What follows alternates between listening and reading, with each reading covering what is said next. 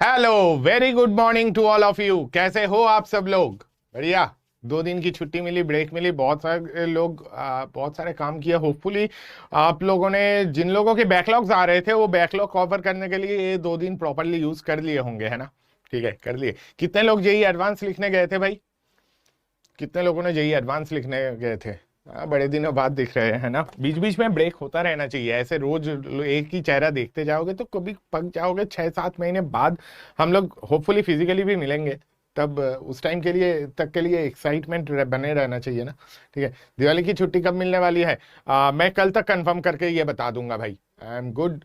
जो JEE advance लिखने गए, जेई एडवांस में पेपर 2 थोड़ा सा डिफिकल्ट था। पेपर 1 कंपैरेटिवली इजी था। इनफैक्ट पेपर 1 में कुछ क्वेश्चंस तो मतलब इस बार कैलकुलस सरप्राइजिंगली काफी कम थे कंपैरेटिवली एज कंपेयर टू बाकी टॉपिक्स। जनरली कैलकुलस का जो वेटेज रहता है उतना ज्यादा वेटेज देखने को नहीं मिला। बट एनीवे, होपफुली आप लोगों में से बहुत लोगों ने ठीक ठाक अपेयर कर लिया उसे। अगर आप जेई एडवांस लिखने गए, कितने लोगों का मार्क्स चेक कर लिए? देखो, अभी तक अगर मार्क्स चेक नहीं किए, एक काम करना, केमिस्ट्री के लेक्चर जैसे कि आज खत्म होता है उसके बाद एक बार मार्क्स बाकी कोचिंग्स के मतलब बहुत लोगों के आंसर कीज आ गए, हम लोग भी आंसर कीज प्रोवाइड कर देंगे।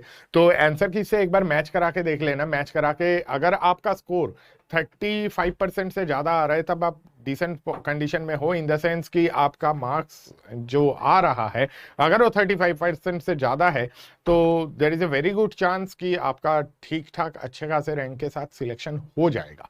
ठीक है। तो क्योंकि पेपर थोड़ा सा डिफिकल्ट था, मैं आज सुबह कई सारे अलग अलग रिपोर्ट्स भी पढ़ रहा था। उसमें से एक रिपोर्ट में मुझे यह भी दिखा, there is one guy who is from a very reputed coaching and उनका एकेडमिक डायरेक्टर है। एंड ही कमेंटेड कि 18% मार्क्स के साथ भी आपका कॉमन मेरिट लिस्ट में सिलेक्शन हो जाएगा। अगर 18% मार्क्स के साथ कॉमन मेरिट लिस्ट में सिलेक्शन हो जाता है, दैट इंप्लाइज कि 18% मार्क्स में यार वो रैंक बनेगा जिनका 15-16 हजार टाइप्स रैंक बन रहा है ना। ठीक है। तो एनीवे, आपका 15-16 हजार रैंक से तो काम बहुत अच्छा कुछ बनेगा नहीं, कम से कम 10 हजार के अंदर तो आना पड़ेगा। ठीक है, तब जाके कोई ठीक ठाक आईआईटी में सिलेक्शन भी हो सकता है। ठीक है, अगर हो रहा है प्लीज लेट अस नो। हम लोग बहुत खुश होंगे डेफिनेटली। एंड उसके साथ धीरे धीरे उस अलविदा कहना है नहीं कहना है उस पार्ट पे हम लोग बात कर सकते हैं कि अगले साल अगर आपका, लेट से, मतलब मैं बहुत बच्चे ऐसे भी देखे हैं जिन्होंने 7-7.5 हजार टाइप्स रैंक फर्स्ट अटेम्प्ट में लाया और सेकेंड अटेम्प्ट में जाके 700, 600, 500, इनफैक्ट डबल डिजिट में भी रैंक लाते हुए मैंने बच्चे को देखा है। एक बच्चा का मेरे मतलब एक्सपीरियंस था। This was in 2000, if I am not wrong, 2010 की बात है। 2010 में उसका 1 मार्क के कारण सिलेक्शन नहीं हुआ था और उसके बाद अगले मतलब 229 कट ऑफ गया था उसका, 228 मार्क्स आया था। सच्ची बात है, वो 228 मार्क्स लेके बहुत दिन तक कंफ्यूज घूम रहा था, मेरा सिलेक्शन होगा नहीं होगा, मैं ड्रॉप लूं ना लूं। तो अल्टीमेटली 228 के साथ उसका सिलेक्शन नहीं हुआ और उसके बाद अगले साल जब उसने अपियर किया, तब बच्चा 51 उसका ऑल इंडिया रैंक आया था जब ड्रॉप लेके उसने मेहनत करके अगली बार बैठ गया तो। ठीक है। तो obviously there are so many success stories कि थोड़ा सा 1-2 मार्क्स के कारण अगर आपका कट ऑफ क्लियर नहीं हुआ, अगले साल बहुत बहुत बहुत अच्छा आप कर सकते हो।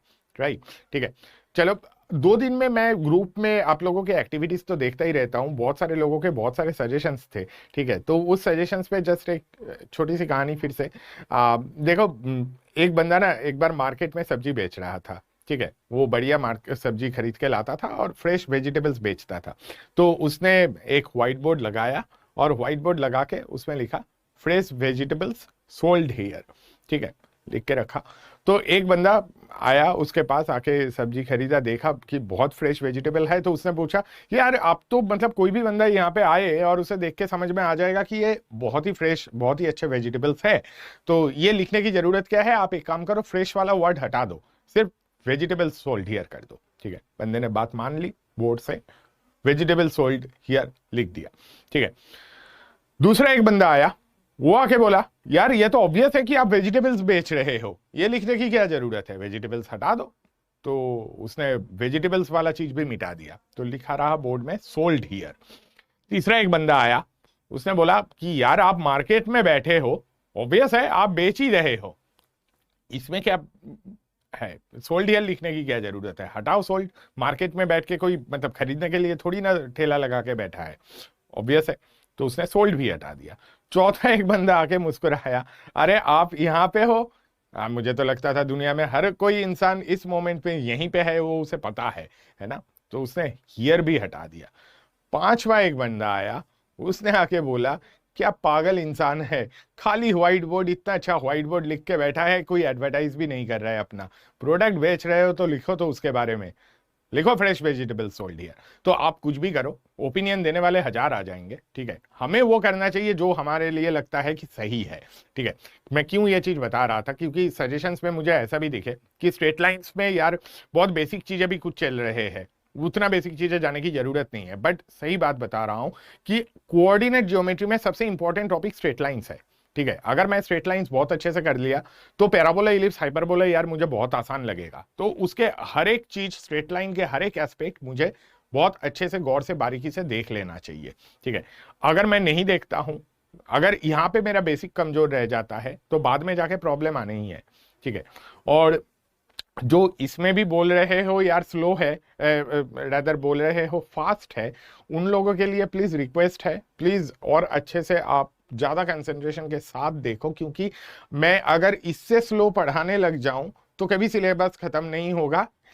2-3 महीने बाद आके आप मुझे ही गाली बकोगे, यार टाइम पर सिलेबस खत्म नहीं कराया, ठीक है। तो चलो हम लोग शुरू करते हैं। आज हम लोग एंगल बाइसेक्टर के बारे में लास्ट दिन ही बात करना चालू कर दिए थे, आज उसके बारे में और ज्यादा डिटेल्स पे बात करेंगे, उसके कुछ यूजेज देखेंगे बढ़िया, और उसके बाद धीरे धीरे फैमिली ऑफ स्ट्रेट लाइंस पे हम लोग जाएंगे, है ना। एक चीज के बारे में सजेशन मैं जरूर डेफिनेटली लूंगा कि क्वाड्रेटिक में जैसे कि मेरा सिलेबस का फ्लो था, वो सिलेबस का फ्लो डेफिनेटली मैं इसके आगे के टॉपिक्स में फिर से मेंशन करूंगा। इस चैप्टर में अभी और क्या क्या रह गया है हम लोगों का, इसके बाद मेनली फैमिली ऑफ लाइंस, पूरे सिलेबस टॉपिक का फ्लो। हर क्लास के शुरुआत में तो हम लोग बोलते ही है आज क्या करेंगे, और कल क्या, एंड में बोलते हैं कल क्या करेंगे। बट इन जनरल ये टॉपिक हम लोगों का बचा है, family of lines, concurrent lines, और उसके बाद general equation of pair of straight lines, उस पे बात करेंगे हम लोग, एंड उसके साथ साथ उसके डिफरेंट प्रॉपर्टीज पे, एंड लास्ट में फाइनली ये वाला कंसेप्ट जो कि बहुत ज्यादा यूजफुल है, इस पे बात करेंगे, होमोजेनाइजेशन, ठीक है। Homogenization is a very important concept, वो अगर हम लोग नहीं करेंगे तो फिर बाद में सर्कल, इलिप्स, पैराबोला, हाइपरबोला सब में ही प्रॉब्लम आएगी, है ना, ठीक है। पीवाईक्यू, अरे पीवाईक्यू एंड डीपीपी, इसके बारे में यार हम लोगों ने इतने बार बात कर लिया और उसके बारे में जनरल बात करने का कोई फायदा नहीं। पीवाईक्यू आपको फाइनली और एक बार, पीवाईक्यू आपको करना ही करना है, ठीक है। एंड डीपीपी भी आपको करना ही करना है, वेदर दे आर सफिशिएंट और नॉट। कितना भी प्रैक्टिस करो यार सफिशिएंट नहीं है, क्योंकि जेई मेंस एडवांस दोनों एक ऐसे एग्जाम्स है जिसके लिए आप जितना ज्यादा प्रिपेयर्ड रह सकते हो उतना बेहतर है। तो अगर आपको टाइम मिल रहा है प्लीज सॉल्व करो, ठीक है। अगर आपको टाइम मिल रहा है आप और ज्यादा क्वेश्चन सॉल्व करो जहां से मिल सकता है। कई सारे सोर्सेस हम लोगों ने डिस्कस कर रखे हैं, कई सारे सोर्सेस मैंने शेयर भी किया है आप लोगों के साथ, जितना कर सकते हो प्लीज करो। चलो हम लोग शुरू करते हैं एंगल बाइसेक्टर्स पे। एंगल बाइसेक्टर्स के बारे में हम लोग, कल एग्जाम आसान था मैथ्स का, बहुत बढ़िया। ये पहला बंदा मुझे मिला जो कि बोल रहा था जेई एडवांस में पेपर मैथ्स का काफी आसान था। मेरे हिसाब से पेपर 2 थोड़ा सा डिफिकल्ट था, थोड़ा सा डिफिकल्ट इन द सेंस कि थोड़ा सा लेंथी भी था। बट एनीवे हम लोग उसके डिस्कशन भी अलग से यूट्यूब में रखेंगे, उसके आप अटेंड करके देख सकते हो कैसा आपका परफॉर्मेंस रहा, वो आप मेजर भी कर सकते हो, राइट। चलो शुरू करते हैं एंगल बाइसेक्टर्स पे। एंगल बाइसेक्टर्स की कहानी हम लोगों ने कल लास्ट क्लास में चालू कर लिए थे।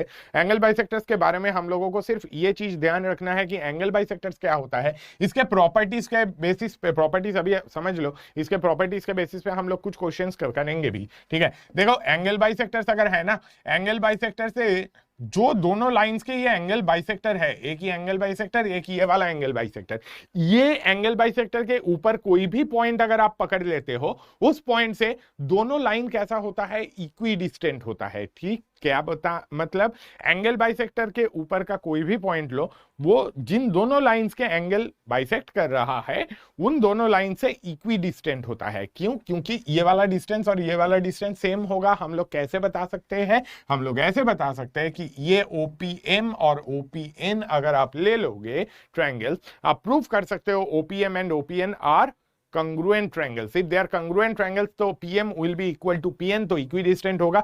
और सिंस ये equidistant होगा तो आपको क्या समझ में आएगा? आपको समझ में आएगा P एक ऐसे पॉइंट का लोकस है जो इन लाइन से और ये लाइन से डिस्टेंस सेम मेंटेन करते हुए जाता है। तो P पॉइंट अगर आपका H, K है तो P पॉइंट से आपका पहले वाले लाइन का डिस्टेंस क्या होगा? इसका डिस्टेंस होगा modulus A1H plus B1K plus C1 divided by root A1 square plus B1 square. क्या भूल गया मैं? अभी तक मॉड्यूलस नहीं लगाया, लगा दो। इज इक्वल टू क्या होगा? दूसरे वाले से distance modulus A2H plus B2K plus C2 divided by root A2 square plus B2 square, है ना? ये रहेगा दोनों डिस्टेंस, दोनों को इक्वेट करेंगे। H के जगह पे डालेंगे X, K के जगह पे डालेंगे Y। क्यों डालेंगे? क्योंकि अब इसमें कोई अननोन क्वांटिटी नहीं रहा, तो modulus A1X plus B1Y plus C1 by root A1 square plus B1 square is equal to modulus A2A plus B2Y plus C2 divided by root A2 square plus B2 square, है ना? ये मिल गया? ठीक है, चलो अब ये जो चीज है, दोनों मॉड्यूलस को अगर आप इक्वेट करते हो तो mod x equals to mod y leads to two possibilities. कौन से दो पॉसिबिलिटीज? एक this is equal to this और दूसरा this is equal to minus of this. ठीक है, तो मतलब क्या मिलेगा मुझे? इक्वेशन ये दोनों मिलेंगे A1X plus B1Y plus C1 divided by root A1 square plus B1 square equal to plus minus A2X plus B2Y plus C2 divided by root A2 square plus B2 square. आप बोलोगे इसमें तो दो equation आ गया। दो equation ही आना चाहिए। क्यों? क्योंकि आपको दो एंगल बाइसेक्टर मिलेंगे, एक ये वाला एंगल बाइसेक्टर, एक ये वाला दूसरा एंगल बाइसेक्टर। ठीक है, दो एंगल बाइसेक्टर मिलेंगे, दो इक्वेशन, एक प्लस के लिए एक माइनस के लिए। प्लस और माइनस दोनों में से किसी एक के लिए हमें एक्यूट एंगल बाइसेक्टर मिलेगा, किसी एक के लिए हमें ऑब्ट्यूज एंगल बाइसेक्टर मिलेगा। ठीक है, तो वो चीज काइंड ऑफ ऑब्वियस है। आप साथ में और एक चीज जिसके लिए आपको ये चीज नोटिस करने की जरूरत नहीं है, क्या? इसके लिए एंगल बाइसेक्टर वाला फॉर्मूला यूज नहीं करना है। एंगल बाइसेक्टर वाला फॉर्मूला यूज इन लोगों के लिए नहीं करोगे। x equals to 0 and y equals to 0, ये दोनों लाइंस के एंगल बाइसेक्टर अगर देखोगे, इन दोनों लाइंस क्या क्या है? एक है x एक्सिस, दूसरा है y axis. x equals to 0 y axis है, y equals to 0 x axis है। इनके एंगल बाइसेक्टर क्या होंगे यार? एक एंगल बाइसेक्टर होगा x इक्वल्स टू y, दूसरा वाला होगा x plus y equal to 0, है ना? ये दोनों एंगल बाइसेक्टर्स होंगे। ठीक, आप चाहो तो फॉर्मूले में डाल के देखोगे तो भी आपको यही दिखेगा। और एट द सेम टाइम इनके एंगल बाइसेक्टर्स ये है, x इक्वल्स टू y और x plus y equals to 0 के angle bisectors will be x equals to 0 and y equal to 0, है ना? ठीक है, बहुत सिंपल है। ठीक, चलो बहुत बढ़िया। अब इसमें प्लस और माइनस इन दोनों के लिए कौन सा एक्यूट एंगल बाइसेक्टर होगा, कौन सा ऑब्ट्यूज एंगल बाइसेक्टर होगा, ये देखने के लिए एक तरीका देख लो। आइडेंटिफाई करना है आपको acute angle bisector and obtuse angle bisector. तो आप सिंपली ये टेबल अगर याद रखते हो तो आपका काम खत्म हो जाता है। कैसे? कौन सा टेबल? ये वाला टेबल। देखो आपको क्या करना है, पहले एक चीज आपको इंश्योर करना है, ये वाला चीज बताने के लिए आपको ये भी चाहिए होगा C1 और C2 ये दोनों ग्रेटर देन 0 होना चाहिए। ठीक है, C1 और C2 ग्रेटर देन 0 होना चाहिए। मतलब आप जब इक्वेशन लिख रहे हो ये दोनों लाइंस के A1X plus B1Y plus C1 and equal to 0 and A2X plus B2Y plus C2 equal to 0, एक चीज तो नोट करो, सबको एक साथ एक तरीके से लिखा है लेफ्ट साइड में, है ना? तो जाके C1 C2 आपकी पॉजिटिव होना चाहिए। आप बोलोगे कि अगर नेगेटिव हुआ तो क्या करेंगे? भाई पॉजिटिव में कन्वर्ट कर ले। कहने का मतलब आपका इक्वेशन है ऐसा 2x plus 5y equal to 3, क्या आप इसे ऐसे लिख सकते हो कि 2x plus 5y minus 3 equal to 0? हाँ जी बिल्कुल लिख सकता हूं, बट इसमें तो c लेसर देन 0 है, नेगेटिव है, तो इसे क्या लिखोगे? Minus 2x minus 5y plus 3 equal to 0। ऐसे करके लिखने के बाद आप कैलकुलेट करो A1 A2 plus B1 B2 की वैल्यू क्या है। ठीक है, अगर A1 A2 plus B1 B2 आपका पॉजिटिव आ गया, यानी कि ग्रेटर देन 0 आ गया, ठीक है, A1 A2 plus B1 B2 अगर पॉजिटिव आ गया तो आपको एक्यूट एंगल बाइसेक्टर कौन सा मिलेगा? बीच में माइनस साइन के लिए। कहने का मतलब आपका एक्यूट एंगल बाइसेक्टर होगा ये equation A1X plus B1Y plus C1 by root A1 square plus B1 square equal to minus of A2X plus B2Y plus C2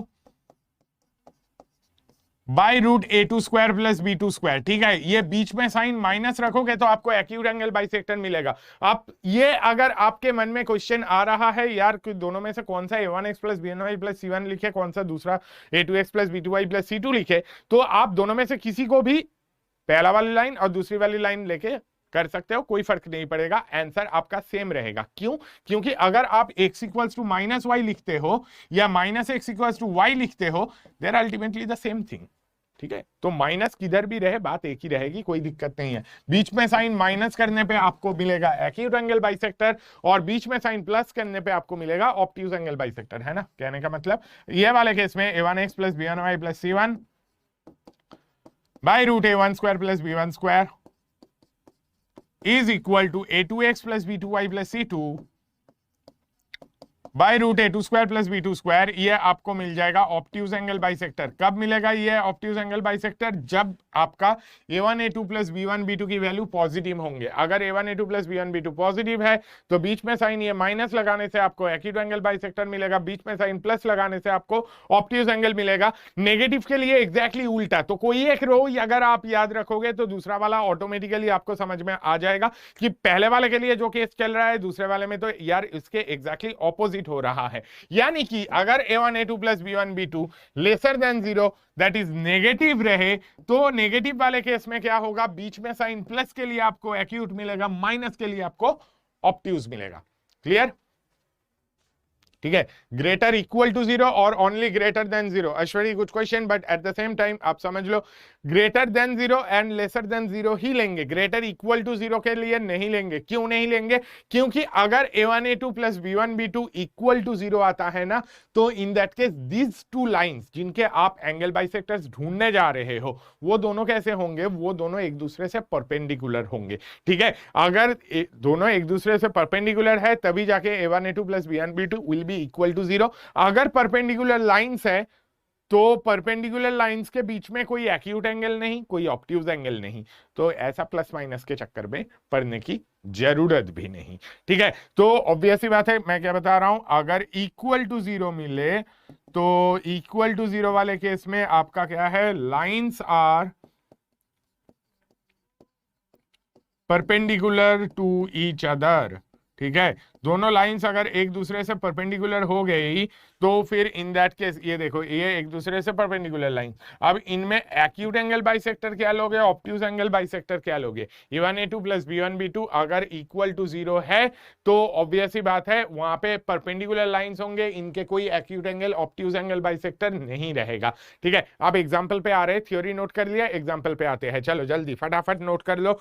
a1 a2 plus b1 b2 की value पे depend करेगा। Same to same चीज ना हम लोग जब 3D में planes को लेकर डिस्कस करते हैं, प्लेन्स में भी acute angle bisector obtuse angle bisector यार सेम कहानी फॉलो करता है, बट 3D की चीज 3D में समझेंगे। अभी के लिए हम लोग इसी पे फोकस कर लेते हैं। a1 a2 plus b1 b2 positive हुआ, बीच में साइन माइनस के लिए एक्यूट, प्लस के लिए ऑब्ट्यूज। चलो समझ में आ गया। क्वेश्चन में एग्जांपल में लगा के देखते हैं। एक क्वेश्चन आपका, consider the straight line this x minus root 3y plus 1 equals to 0 and root 3x minus y plus 5 equal to 0। आपसे मैं क्या पूछ रहा हूं? Find the acute angle bisector and the obtuse angle bisector. दोनों bisector तो यार मुझे बहुत आराम से मिल जाएगा। क्या दोनों बाइसेक्टर कैसे मिलेगा? ऑब्वियसली क्या करेंगे, x minus root 3y plus 1 divided by क्या रहेगा? Divided by under root 1 square plus root 3 square is equal to क्या मिलेगा? Root 3x minus y plus 5 divided by कितना? रूट 3 स्क्वायर प्लस 1 स्क्वायर, है ना। बीच में कुछ लगाना भूल गया? हाँ भूल गया। क्या क्या? प्लस और माइनस, प्लस माइनस लगा दो। ठीक है, ये square root of 4 square root of 4 तो एक दूसरे को कैंसिल आउट कर देगा। ठीक है, कैंसिल आउट कर देगा तो इधर आओ, क्या मिल रहा है? x minus root 3y plus 1 is equal to plus और minus root 3x minus y plus 5, है ना। दो चीज मिल रहा है। अब मेरा काम क्या है? मेरा काम सिंपली ये देखना है a1 a2 plus b1 b2 की वैल्यू कितनी है। अगर यार a1 a2 plus b1 b2 की वैल्यू पॉजिटिव आए, जो कि मेरा a1 कितना है 1, b1 कितना है माइनस रूट 3, है ना। c1 c2 दोनों पॉजिटिव है, हाँ जी पॉजिटिव है। ठीक है, a2 कितना है? a2 इज रूट 3, b2 कितना है? b2 is -1। a1 a2 plus b1 b2 कितना हो जाएगा? a1 a2 plus b1 b2 आपका बन जाएगा √3 प्लस √3 2√3 पॉजिटिव है, हाँ जी है, ठीक है। तो एक्यूट एंगल बाइसेक्टर के लिए क्या होगा, एक्यूट एंगल बाइसेक्टर मेरा ये होगा, बीच में साइन माइनस लगाऊंगा मैं, x minus √3y plus 1 is equal to minus of √3x minus y plus 5, है ना, ये मेरा एक्यूट एंगल बाइसेक्टर बनेगा। तो कैसे देखोगे यहाँ पे इधर एक साइड इसे लिखो सिंप्लीफाई करके, x minus √3y plus 1 equal to minus √3x plus y minus 5, ठीक। आप क्या लिख सकते हो इस चीज को, 1 प्लस √3 इंटू x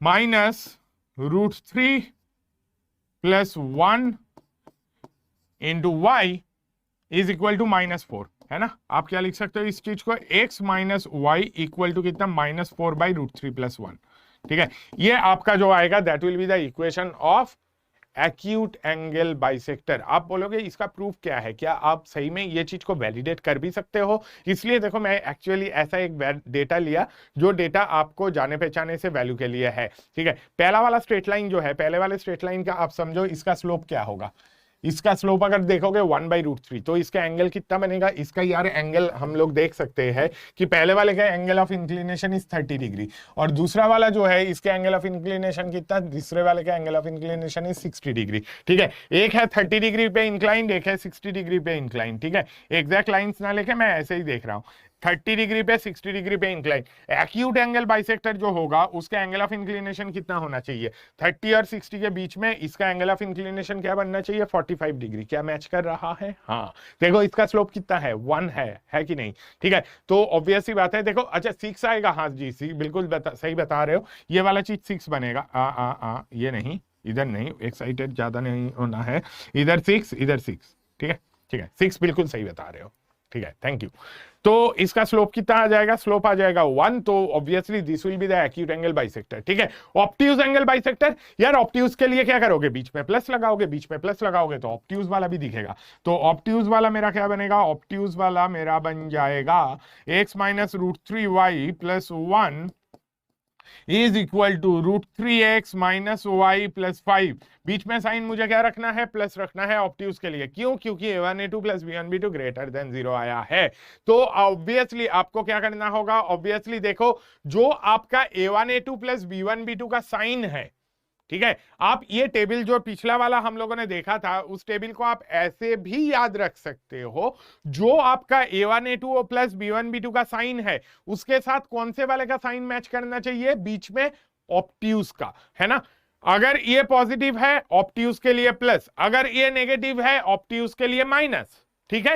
तो आप a1a2 प्लस b1b2 देखो, जो भी आपको साइन मिला उसकी वैल्यू जो मिल गई, वो वैल्यू आप वो साइन किसके लिए लगाओगे, ऑब्ट्यूज वाले के लिए लगाओगे, ऑब्ट्यूज वाले के लिए बीच में प्लस आ जाएगा, ठीक है। एक्यूट वाले के लिए भाई उसका उल्टा, जो एक्यूट के लिए होगा वो एग्जैक्टली ऑपोजिट ऑफ ऑब्ट्यूज के लिए जो हो रहा है, एक्यूट के लिए माइनस तो ऑब्ट्यूज के लिए प्लस, एक्यूट के लिए प्लस तो ऑब्ट्यूज के लिए माइनस, है ना। और ऑब्ट्यूज के लिए कौन सा वाला साइन लगेगा, जो साइन यार a1a2 प्लस b1b2 की है।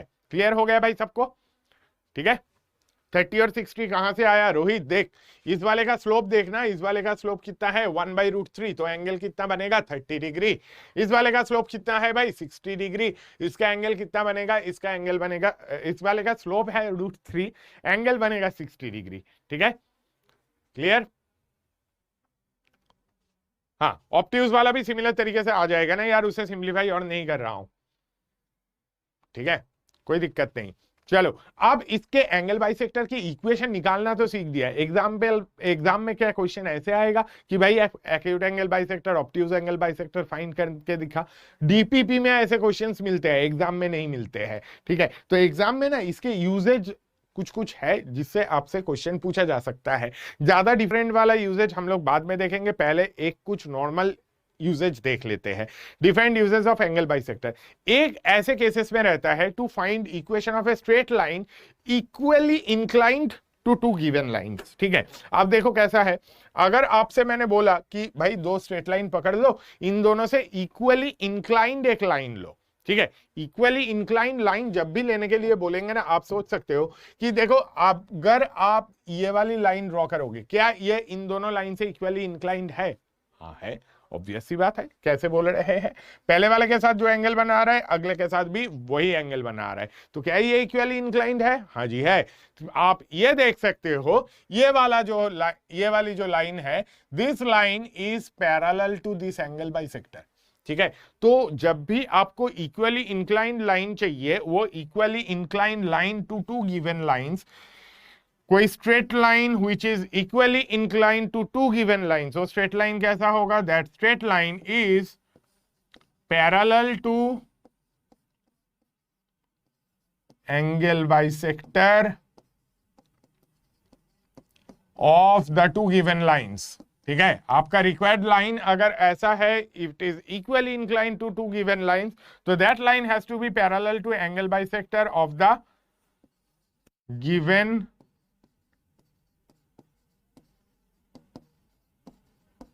स्ट्रेट लाइंस, ठीक है।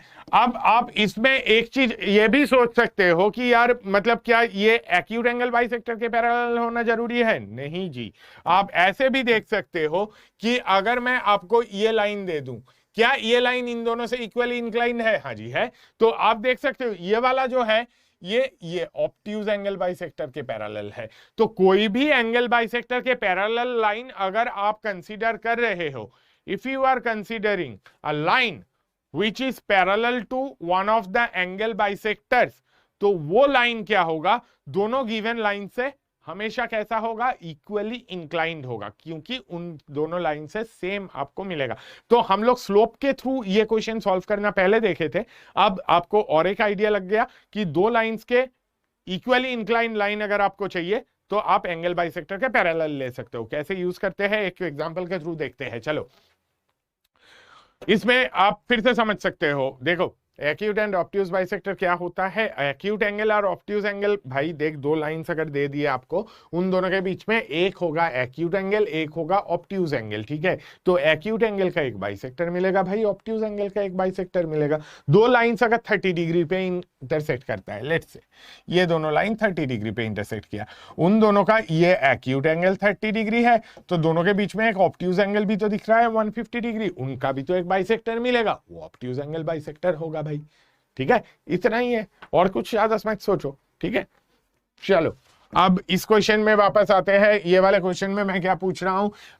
Asking this, find the equation of a straight line equally inclined to two of these two lines and passing through the point 1,3। इन दोनों लाइन से इक्वली इंक्लाइंड लाइन चाहिए, ठीक है। तो इन दोनों लाइन से अगर मुझे इक्वली इंक्लाइंड लाइन चाहिए एंड पासिंग थ्रू 1,3, मैं कैसे फाइंड करूंगा? मैं सबसे पहले देखूंगा भाई इन दोनों का बाइसेक्टर्स देखते हैं। इन दोनों का बाइसेक्टर्स क्या होगा? x + 3y - 5 divided by √1 + 9 equal to क्या होगा? इक्वल टू होगा 3x + y - 1 डिवाइडेड बाई √9 + 1। यार √9 + 1 दोनों तरफ से कैंसिल हो गया, मेरे पास क्या रहेगा? अब यहाँ पे मैंने प्लस और माइनस नहीं लगाया, उसे भी लगा लो सर, लगा लिया। अब क्या मिलेगा? एक मिलेगा x + 3y - 5 equal to plus और माइनस 3x + y - 1, है ना। अब इसमें प्लस वाला अगर आप लगाओगे तो क्या मिलेगा? x + 3y - 5 is equal to 3x + y - 1, ठीक है। इसको सिंप्लीफाई करें तो क्या मिल रहा है? सिंप्लीफाई करेंगे तो मिलेगा 2x - 2y + 4 इक्वल टू 0, यानी कि इक्वेशन क्या मिला? x - y + 2 equal to 0। बीच में प्लस लगाया तो ये मिला, बीच में माइनस लगाओगे तो क्या मिलेगा? बीच में माइनस लगाओगे तो आपको मिलेगा x + 3y - 5 equal to -3x - y + 1। अब इसे एक साइड में लाओ, 3x इधर लाए तो 4x + 4y - 4 इक्वल टू 0, यानी कि आप इसे लिख सकते हो x + y - 1 इक्वल टू 0। क्या ये दोनों मेरा आंसर है? नहीं, ये दोनों मेरा आंसर नहीं है। क्यों नहीं है? आपने तो बोला था एंगल बाइसेक्टर ले लो। नहीं, मैंने एंगल बाइसेक्टर ले लो नहीं बताया था। मैंने क्या बताया था? मैंने बताया था अगर आपको चाहिए straight line equally inclined to two of this line, those lines are parallel to the angle bisectors, ठीक है। तो आपके लाइंस जो होंगे वो ये दोनों एंगल बाइसेक्टर्स के क्या होंगे? पैरेलल होंगे। यार पैरेलल होंगे तो चलो इसके पैरेलल लाइंस अब देखो पासिंग थ्रू 1,3 भी तो दिया है। अब अगर इसे आंसर बता दोगे, ये बेचारे 1,3 के थ्रू पास थोड़ी ना हो रहे हैं, ये सिंपली क्या है, ये लाइंस इन दोनों लाइन से पैरेलल है, ये लाइन इन दोनों लाइन से इक्वली इंक्लाइंड है, ये लाइन इन दोनों लाइन से इक्वली इंक्लाइंड है। अब इक्वली इंक्लाइंड लाइन तो भाई 1000 मिलेंगे, दो लाइन अगर आपको मिले ये दोनों लाइन से इक्वली इंक्लाइंड, ये है, हाँ जी ये है, ये है, हाँ ये भी है, ये है, ये भी है, ठीक है। तो अगर आप कोई भी एक एंगल बाइसेक्टर पकड़ लोगे, उनके पैरेलल जो इनफाइनाइट लाइंस है वो सारे क्या होंगे, वो सारे इन दोनों से इक्वली इंक्लाइंड होंगे। क्यों? ये एंगल, ये एंगल, ये एंगल, ये एंगल, ये एंगल, ये एंगल, ये इक्वल होते जाएंगे, है ना। तो अगर आपने एंगल बाइसेक्टर ले लिया, उनके पैरेलल कुछ भी ले लो, दोनों लाइन से इक्वली इंक्लाइंड होंगे। तो इनसे पैरेलल लाइन पासिंग थ्रू 1,3 क्या बनेगा, इनके पैरेलल लाइन पासिंग थ्रू 1,3। अच्छा जी, ये तो 1,3 इसे सेटिस्फाई कर रहा है, तो पहले वाले का तो भाई यही आंसर है, x - y + 2 = 0। दूसरे वाले का भी क्या ये आंसर है? नहीं, दूसरे वाले के लिए 1,3 के थ्रू पास कराओ, वो बनेगा x + y = 4, है ना। ये दोनों मेरे आंसर्स होंगे, ठीक है, क्लियर। 4 नहीं होगा, अरे यार 4 नहीं होगा, उससे भी मुझे कोई फर्क नहीं पड़ेगा। अच्छा 6 है, चलना 6 है, 6 है तो 4 से डिवाइड करने पे यहाँ पे 3/2 आएगा। देख कांस्टेंट पे मैं फोकस कर ही नहीं रहा था, क्योंकि कांस्टेंट अल्टीमेटली जाके मेरा चेंज होना ही है ना, क्योंकि मुझे वो लाइन को 1,3 के थ्रू पास कराना था, ठीक है। बट बिल्कुल सही, कहीं पे भी ऐसे सिली मिस्टेक नहीं करना चाहिए। तो वो -6 बिल्कुल सही था, x + y - 3/2 = 0। इसके पैरेलल लाइन चाहिए, इसके पैरेलल लाइन पासिंग थ्रू 1,3 मुझे चाहिए था, पासिंग थ्रू 1,3 मैंने लाइन ले लिया, which will be x + y = 4, है ना। ओ -6 हो गया भाई,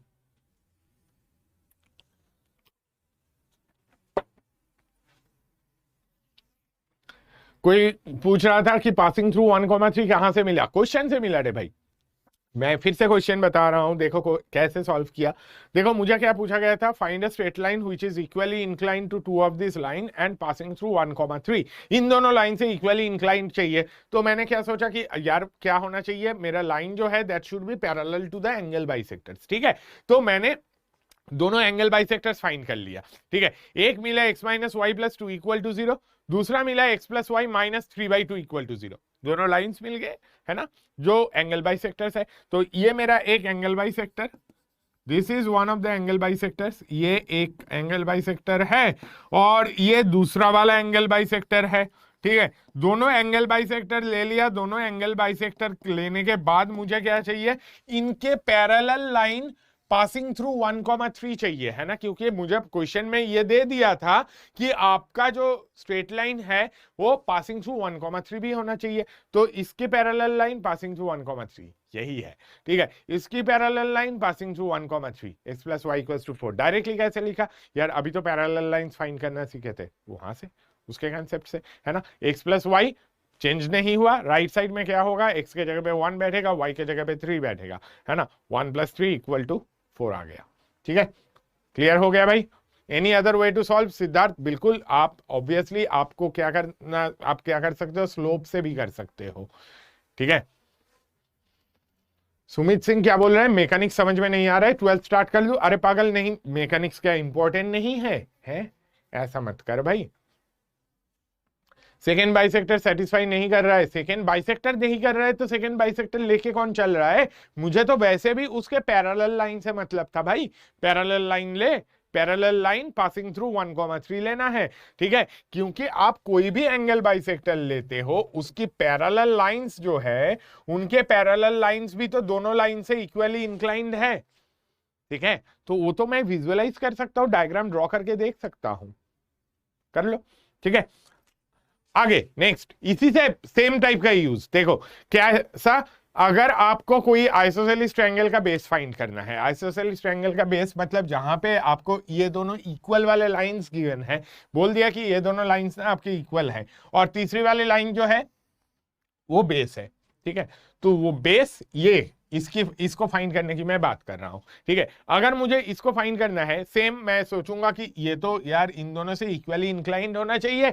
अगर इक्वली इंक्लाइंड होना चाहिए तो ये जो बेस की बात हो रही है, this base must be parallel to, this base must be parallel to angle bisector of the equal sides. ठीक है, फटाफट नोट कर लो, ये जो बेस चाहिए ये कैसा मिलेगा, parallel to angle bisector of the equal sides. दोनों इक्वल साइड्स जो होंगे उनके एंगल बाइसेक्टर्स के पैरेलल हो जाएंगे बेस, है ना, क्योंकि ऑब्वियसली इक्वली इंक्लाइंड तो मुझे चाहिए ही होगा, बेस जो बनेगा वो दोनों से इक्वली इंक्लाइंड होगा, है ना।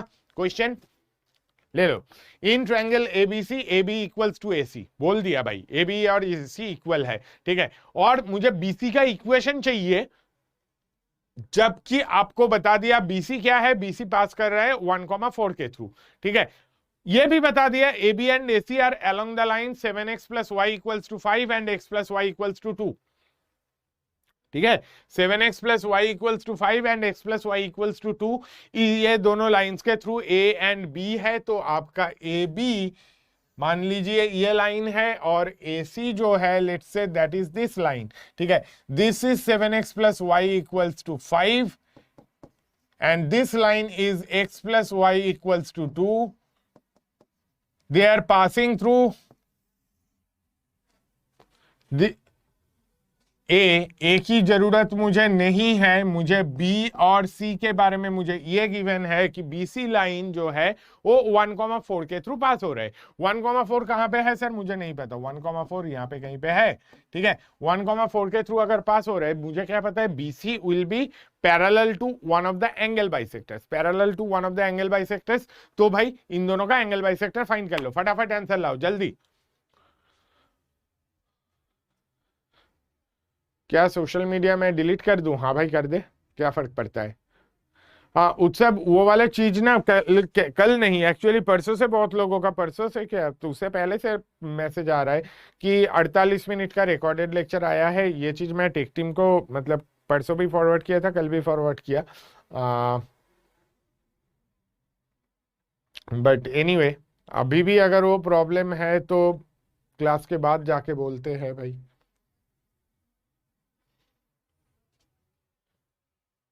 दक्ष सिंह भाई नहीं, तू जो बोल रहा है वो वाला चीज अगर आप उसके थ्रू नहीं करोगे तो भी हो जाएगा, बट सिर्फ वो प्रॉपर्टी नहीं, और भी प्रॉपर्टी है जो कि हम लोग सॉल्यूशन ऑफ ट्रायंगल्स में डिस्कस करेंगे। Mirror image of ortho centre about A side lies on circum circle, circum centre नहीं सर्कम सर्किल पे लाई करेगा, ठीक है, पहली बात। दूसरी बात, और भी हम लोग कुछ प्रॉपर्टीज और देखते हैं, से फॉर एग्जांपल अगर मैं मतलब उस क्वेश्चन में ये फर्स्ट जो क्वेश्चन की बात आप कर रहे हो उसमें ये लगाने की भी जरूरत नहीं थी, आप ये भी देख सकते हो, अगर ट्रायंगल ABC का ऑर्थो सेंटर O पे है तो ट्रायंगल OBC का ortho centre will be A। ये प्रॉपर्टी भी हम लोग सीखेंगे, रुक जा, पेशेंस थोड़ा सा।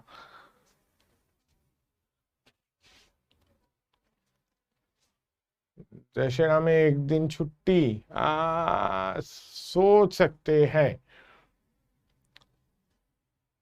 जेके गुंजन लग तो रहा है आपका आंसर सही है, चलो देख लेते हैं फटाफट, ठीक है।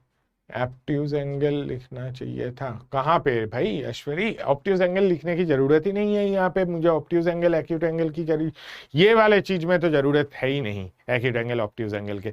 सिंपली दो एंगल बाइसेक्टर देखो, दो एंगल बाइसेक्टर क्या बनेगा, एक बनेगा x + y - 2 डिवाइडेड बाई कितना है, √1 + 1 √2, दूसरा बनेगा 7x + y - 5 डिवाइडेड बाई कितना, डिवाइडेड बाई √50 है ना, 49 + 1 √50 आ जाएगा, प्लस और माइनस तो लगाना ही है, ठीक है। तो x + √50 जो है दैट इज बेसिकली 5 √2, तो 5 √2 जैसे कि लिखोगे √2 दोनों तरफ से कैंसिल हो जाएगा, आप लिख सकते हो x + y - 2, ये 5 से मल्टीप्लाई कर दो, 5 times that is equal to ± 7x + y - 5, है ना, ठीक। तो इसे क्या देख सकते हो, 5x + 5y - 10 is equal to plus और माइनस 7x + y - 5, है ना। दो इक्वेशन मिला, दो इक्वेशन क्या क्या, एक है 5x + 5y - 10 is equal to 7x + y - 5, ठीक है। दूसरा है 5x + 5y - 10 is equal to -7x - y + 5, ठीक है, तो पहले वाले को अगर मैं सिंप्लीफाई करूं तो मुझे क्या मिलेगा, मुझे मिलेगा 2x minus 4y plus 5 equal to 0। दूसरे वाले को सब सिंप्लीफाई करोगे तो कितना मिलेगा, 12x plus 6y minus 15 equal to 0। मुझे कांस्टेंट से वैसे भी कुछ खास मतलब नहीं है, तो कांस्टेंट में अगर गड़बड़ है तो मुझे कोई टेंशन नहीं है उसका। x minus 2y plus 5/2 equal to 0 ये, और दूसरा वाला 2x plus Y twice X plus Y minus 15/2 equal 15/2 क्यों बता रहा है, 15/6 इक्वल टू 0 है ना। तो इससे पैरेलल लाइन पासिंग थ्रू 1,4, पहले वाले से पैरेलल लाइन पासिंग थ्रू 1,4 क्या बनेगा, x minus 2y equals to 1 minus 8 minus 7। दूसरे वाले के पैरेलल लाइन क्या बनेगा, 2x plus Y equal to passing through 1,4 है ना, डाल दो कितना बनेगा, 2 प्लस 4 6। ठीक है, तो एक इक्वेशन अब देखते हैं कितने लोगों का बिल्कुल सही मैच कर रहा है। अभिजीत कुमार, सायन दास, ये 2 हटा देना, कृतार्थ बिल्कुल सही है, लॉ कुमार बढ़िया। x minus 2y equals to 1 minus 8, लॉ कुमार दूसरे वाले के कांस्टेंट थोड़ा गड़बड़ हो गया। भास्कर करेक्ट है, बढ़िया। आदित्य बिल्कुल नाइस। प्रताप 5x प्लस, हाँ हाँ लिख सकता है ना, कोई दिक्कत नहीं। सचप्रीत बढ़िया, 2 से डिवाइड भी कर दे भाई पहले वाले में, वैसे सही है, कोई दिक्कत नहीं। केशव बढ़िया नाइस। 4y होगा, अरे कहाँ 4y की बात कर रहा है, 12x प्लस 6y, अगर अरे ये 5y प्लस y आएगा ना, 6y बनेगा। ठीक है, यहाँ 2 and 5 को पॉजिटिव करके क्यों नहीं लिखा भाई पारुल, देख अगर मुझे 2 and 5 को पॉजिटिव करके, आप ये वाले स्टेप पे 2 and 5 को पॉजिटिव करके लिखने की बात कर रहे हो, वो करने की जरूरत कब है, तब वो समझो ना। तो करने के वो वैसे करके देखने की जरूरत कब है, जब मुझे पता है कि मुझे डिस्क्रिमिनेट करके देखना है, दोनों में अलग करके सेपरेट करके देखना है कि कौन सा वाला एक्यूट एंगल है, कौन सा वाला ऑब्ट्यूज एंगल बाइसेक्टर है। ठीक है, वो सेपरेट करके देखने की जरूरत पड़े तब जाके आप वो करो कि आप C1 C2 को पॉजिटिव में लिखो। अगर मुझसे कोई यहाँ पे पूछा होता कि भाई C1 C2 को मतलब आपका एक्यूट एंगल बाइसेक्टर कौन है, तो फिर मैं क्या करता, तो फिर मैं इसे पॉजिटिव करके लिखता पहले, उसके बाद वो सारे स्टेप्स करता और उसके बाद फाइनली आंसर लिखता कि ये पकड़ो एक्यूट एंगल बाइसेक्टर, ये लो ऑब्ट्यूज एंगल बाइसेक्टर। बट मुझसे वो पूछा ही नहीं। ठीक है, तो वो पूछा नहीं तो मुझे करके देखने की जरूरत नहीं पड़ी, मुझे सिर्फ ये पूछा गया कि बीसी का इक्वेशन बताओ जो कि 1,4 के थ्रू पास कर रहे हैं। तो मुझे पता है बीसी क्या होना चाहिए, BC should be parallel to one of the angle bisectors. तो मैंने दोनों एंगल बाइसेक्टर्स फाइंड कर डाला और वो दोनों एंगल बाइसेक्टर के parallel line passing through 1,4 find कर लिया, काम खत्म हो गया, बस इससे ज्यादा चाहिए नहीं। ठीक है, प्लस माइनस कौन सा साइड यूज करना चाहिए, अगेन लखेंद्र देख, प्लस माइनस यूज करने के आइडिया तो हम लोगों को तब देखना होगा जब मेरे को एक्यूट या ऑब्ट्यूज एंगल बाइसेक्टर चेक करना होगा। ठीक है, अगर मेरे को एक्यूट या ऑब्ट्यूज एंगल बाइसेक्टर की कहानी नहीं सुनना है, अप्लाई क्यों करोगे। ठीक है, अगर आपको डिस्टिंग्विश करना है तो आप वो वाला आइडिया लगाओ, फाइंड करो। नहीं करना है क्यों करोगे भाई टाइम वेस्ट। ठीक है, उस टाइम पे और कोई क्वेश्चन सॉल्व करे। चलो हम लोग अब और एक चीज, ये वाला क्वेश्चन आप क्वेश्चन मैं लिख के बता देता हूं। क्वेश्चन कंसिडर, अब मैं ये नहीं बताऊंगा question, consider a triangle ABC with vertices at A is at 0,0, B is at 2,0 and C is at 1,1/√3। ठीक है, और एक एंगल बाइसेक्टर का बढ़िया यूज जो कि आप देख सकते हो बहुत इजीली, सी वाला जो पॉइंट है वो देख के उतना अच्छा नहीं समझ में आ रहा है, ये 1/1,1/√3 है। ठीक है, एंगल बाइसेक्टर की इक्वेशन फाइंड करने के लिए ये आइडिया हम लोगों ने यूज किया कहीं ना कहीं, बट आप देख लो क्वेश्चन पहले। Let S be the set of all those points, set of all those points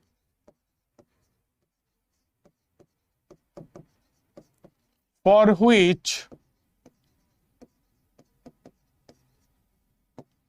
D of P comma A B is lesser equal to minimum of D of P comma A C and D of P comma B C. ठीक है, find the region, find the area of ACE। ठीक है, जहां पे आपको ये given है, let's say D of P comma AB, this represents distance between P and AB। ठीक है, ये बहुत बढ़िया क्वेश्चन है जो कि आप लोग बहुत इजीली बहुत इजीली सॉल्व कर सकते हो, गिवन आप सही आइडिया अप्लाई कर रहे हो। ठीक है, आपको ये चीज मतलब इस टाइप के क्वेश्चन पहले भी आ चुका है जेई में, ऑलमोस्ट सेम डेटा का ही।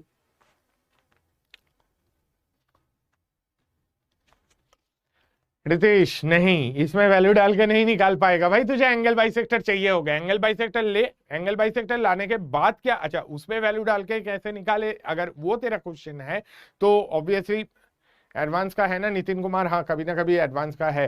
सैटरडे क्लास हुई थी क्या शशांक? बिल्कुल नहीं यार, तू रिकॉर्डेड लेक्चर भी तो कम से कम देखता ही होगा ना। तो सैटरडे को लेक्चर मतलब फ्राइडे को तो ये कई बार बोला गया था सैटरडे को लेक्चर नहीं है, फ्राइडे को बोला, थर्सडे को बोला, इनफैक्ट वेंसडे को शायद बोला था, I don't remember that anymore. P क्या है? P is be the set of all those points P, all those points P for which P missing था of course क्वेश्चन में, set of all those points P for which ये। ठीक है, ठीक है, mains या एडवांस, एडवांस में आया था, अभी मेंस में आराम से पूछा जा सकता है, बहुत सिंपल कंसेप्ट है। ठीक है, एक्सप्लेन करने के बाद श्योरली बहुत सिंपल कंसेप्ट है। रितेश, तेरा डाउट पूछने का तरीका बहुत प्यारा है, आई रियली लाइक इट, बढ़िया। क्वेश्चन को एक्सप्लेन करूं? हाँ बिल्कुल। देखो, अब मैं सोच रहा था आप लोगों को थोड़ा सा सोचने का टाइम दे दिया जाए, सोच लो एक बार 1-2 मिनट, क्योंकि देख क्वेश्चन एडवांस में या मेंस में कहीं पे भी आए, क्वेश्चन पढ़ के तुरंत हमें समझ में भी तो आना चाहिए। एक काम करो, फटाफट पॉइंट्स प्लॉट करो। ठीक है, एबीसी तो नोन पॉइंट्स है ना, पॉइंट्स प्लॉट कर लो। Equally incline means what? Vamsi Anna नाम से बुलाते हैं, साउथ इंडियन में वैसे भी ज्यादातर लोगों को अन्ना ही बोल लेते हैं, बट भाई देख, equally incline means it is making the same angle with both the lines. Okay, say if it is given like these are two lines and this is another line, this line will be equally inclined to both of these lines if it is making the same angle with these two lines. Okay.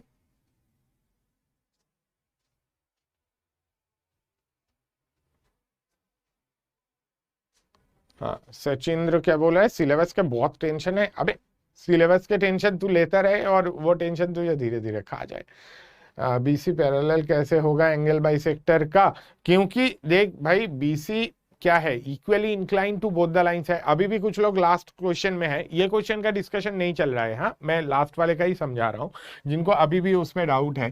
भाई बोल दिया था A B और ए सी equal है, A B और ए सी equal है मतलब ये दोनों एंगल्स आपका इक्वल होंगे। ठीक है, ये दोनों एंगल्स इक्वल हुए मतलब BC is equally inclined to both A B and A C. BC अगर equally inclined to both AB and AC है, it must be parallel to one of the angle bisectors. Mohit बिल्कुल चलेगा। आर्यन कुमार, ये isosceles triangle भाई last वाले के लिए है। अच्छा, ये वाले में भी आइसोसेलेस बन रहा है, चलो ये वाले के डिस्कशन में अब धीरे धीरे आते हैं। ठीक है, मुझे तीनों पॉइंट्स पता है, 0,0, 2,0 एंड 1,1/√3 है ना। ये 1,1/√3 बिल्कुल बीच में बैठा है, 1,1/√3 यहाँ पे है। ठीक है, दिस इज द पॉइंट 1,1/√3। किसी का आंसर आ गया क्या? अभी तक किसी का आंसर नहीं है। ये राइट एंगल ट्रायंगल है। भग, कैसी बातें कर रहा है यार, देख ले, ये 0,0 है, ये 2,0 है। आप देख सकते हो ये पॉइंट, अगर आप देखोगे ए ये बी है, ये सी है, ठीक है। आप ये देख सकते हो AC इक्वल्स टू BC तो यहाँ पे भी आ रहा है ना, AC इक्वल्स टू BC तो आ ही रहा है, ठीक है। अब AC इक्वल्स टू BC अगर देखोगे तो ऑब्वियस ही बात है this is an isosceles triangle. Right angle तो नहीं है यार, राइट एंगल देख, ये एंगल कितना है अब देख सकते हो, देखो ये वाला लेंथ कितना है, दिस लेंथ इज 1/√3 है ना। क्यों? क्योंकि ये 1,1/√3 पॉइंट है, तो ये तो भाई ये लाइन जो जिसके अलोंग ए बी है ये तो आपका एक्स एक्सिस है ना, ये एक्स एक्सिस अगर है तो ऑब्वियस ही बात है उसे 1/√3 यूनिट्स ऊपर ये सी पॉइंट बैठा है, ठीक है। तो इतना सा डिस्टेंस क्या है, 1/√3 है, ठीक है। अच्छा, तो उतना सा डिस्टेंस 1/√3 है, ये पॉइंट क्या है, दिस पॉइंट इज 1,0 है ना। तो ये लेंथ 1 है, तो ये एंगल कितना है, दिस एंगल इज 30 डिग्री है ना, 1/√3/1 tan 30 डिग्री है ना, ठीक है। इक्विलैटरल पागल, इक्विलैटरल मारेंगे, इक्विलैटरल कहां से, ये 30 ये 30 ये 120 है ना, 30 30 120 आ रहा है, तो बेचारा आइसोसेलेस ट्रायंगल है, इसे और ज्यादा मत करो। राइट एंगल नहीं है ये, इक्विलैटरल नहीं है ये, वो सिंपली आप एंगल्स देख के ही डिसाइड कर सकते हो, है ना। बेचारा राइट एंगल इक्विलैटरल कुछ भी नहीं है, ठीक है, सिर्फ आइसोसेलेस है, ठीक है, आइसोसेलेस है, इतना हम लोग समझ सकते हैं। चलो आइसोसेलेस हो गया, ठीक है, ये एंगल 30 डिग्री हो गया, यहां तक समझ में आ गया। एरिया ऑफ AC 0 नहीं नहीं नहीं, बिल्कुल नहीं है। अब देखो मुझे क्या गिवन है, मुझे गिवन है डी मतलब पॉइंट P कैसा है, इस ऐसे पॉइंट्स का कलेक्शन है जो पॉइंट्स क्या कर रहा है, AB से उसका जो डिस्टेंस है वो AC से डिस्टेंस से भी कम और BC से डिस्टेंस से भी कम है ना। मतलब P पॉइंट ऐसा होना चाहिए जिनका डिस्टेंस AB से जितना है AC से डिस्टेंस उससे ज्यादा है, BC से डिस्टेंस उससे ज्यादा है।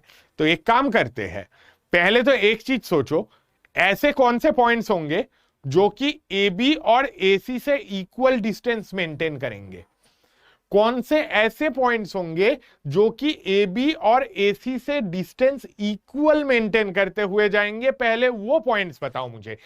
आप बोलोगे AB और AC से इक्वल डिस्टेंस चाहिए, AB और AC से इक्वल डिस्टेंस चाहिए मतलब मुझे पॉइंट्स ऐसे चाहिए होगा जो कि AB से डिस्टेंस और AC से डिस्टेंस इक्वल मेंटेन कर रहे हैं, तो मतलब उन दोनों के एंगल बाइसेक्टर पे लेंगे, है ना।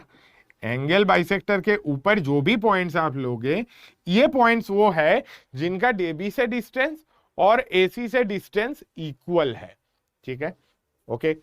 ऐसे कौन से पॉइंट्स होंगे जो कि अच्छा AB से डिस्टेंस और BC से डिस्टेंस बराबर मेंटेन करते हुए जाएगा, AB और BC का एंगल बाइसेक्टर ले लो, AB और BC का एंगल बाइसेक्टर, ठीक है। तो AB से डिस्टेंस और ये लाइन के ऊपर जो पॉइंट्स है, ये लाइन के ऊपर के सारे पॉइंट्स क्या होंगे, इस लाइन के अबव जितने भी पॉइंट्स लाई कर रहा है सबके डिस्टेंस AB और BC से सेम। ये लाइन के ऊपर जितने भी पॉइंट्स है इनके डिस्टेंस क्या है, ये लाइन के ऊपर for all points on this line, for all points on the line distance between, मतलब अगर पॉइंट्स अगर मैं P मान लू उनको, P A comma B, P comma AB is equal to distance between P and AC, ठीक है। और ये वाली लाइन जो है इसके ऊपर सारे पॉइंट्स के लिए क्या होगा, P से AB का distance is equal to P से BC का डिस्टेंस। इसके ऊपर सारे पॉइंट्स के लिए AB और AC से डिस्टेंस सेम जा रहा है, इसके ऊपर सारे पॉइंट्स के लिए AB और BC से डिस्टेंस सेम जा रहा है। आपको कैसा चाहिए पॉइंट्स, देख लो, AB से डिस्टेंस जितना है AC से डिस्टेंस उससे ज्यादा होना चाहिए। तो पॉइंट्स आप इन लाइन के ऊपर कंसीडर करोगे कि नीचे कंसीडर करोगे, सर नीचे कंसीडर करेंगे। क्यों? क्योंकि अगर मैं नीचे पॉइंट कंसीडर करता हूं उसका डिस्टेंस AB से जितना रहेगा AC से डिस्टेंस उससे ज्यादा हो जाएगा, है ना। तो AB से डिस्टेंस कम चाहिए था, तो मैं नीचे के ये सारे पॉइंट्स कंसीडर करूंगा, ठीक है। तो ऑब्वियस ही बात है हम लोग नीचे के पॉइंट्स कंसीडर करेंगे। अब देखो यहां से एंगल बाइसेक्टर का क्या लेना देना था, मैं फिर से एक बार समझा रहा हूं, आप अच्छे से समझ लो। मेरे को क्या ऐसा पॉइंट्स चाहिए, आई नीडेड पॉइंट्स जिनका डिस्टेंस AB से जितना है उससे ज्यादा AC से या तो BC से डिस्टेंस हो। ठीक है, तो मैंने पहले ढूंढा वो पॉइंट्स जिनका जो AB और AC या तो AB और BC से सेम डिस्टेंस मेंटेन करके जा रहा है। कौन से पॉइंट्स होते हैं जो कि दो लाइन से सेम डिस्टेंस मेंटेन करके जाता है? उन दोनों के एंगल बाइसेक्टर के ऊपर के पॉइंट्स। तो दोनों के एंगल बाइसेक्टर के ऊपर वाले पॉइंट्स ले लिए। ये पॉइंट्स क्या है? ये पॉइंट्स आपको वो ये लाइन जो है इसके ऊपर के सारे पॉइंट्स AB और AC से डिस्टेंस सेम जा रहा है। ठीक है, इसके नीचे अगर मैं पॉइंट्स कंसीडर करूं, उसका AB से डिस्टेंस AC के डिस्टेंस से कम होगा। ठीक है, तो मुझे ये मिला। अब अगर ये मिल गया तो बस बाकी क्वेश्चन में कुछ है नहीं। ये एंगल कितना बताया था भाई? ये टोटल एंगल था 30 डिग्री। तो इतना सा एंगल कितना होगा? इतना सा एंगल हो जाएगा आपका 15 डिग्री, है ना। ये एंगल कितना हो जाएगा? ये आधा वाला एंगल आपका बन जाएगा 15 डिग्री। ठीक है, ये एंगल अगर 15 डिग्री है, क्या आप ये लेंथ फाइंड कर सकते हो जो कि हाइट ऑफ दिस ट्रायंगल होगा? अगर मैं इस पॉइंट को T मान लेता हूं तो क्या आप TM लेंथ फाइंड कर सकते हो? हाँ, कर सकते हो। कैसे कर सकते हो TM लेंथ? देखो, TM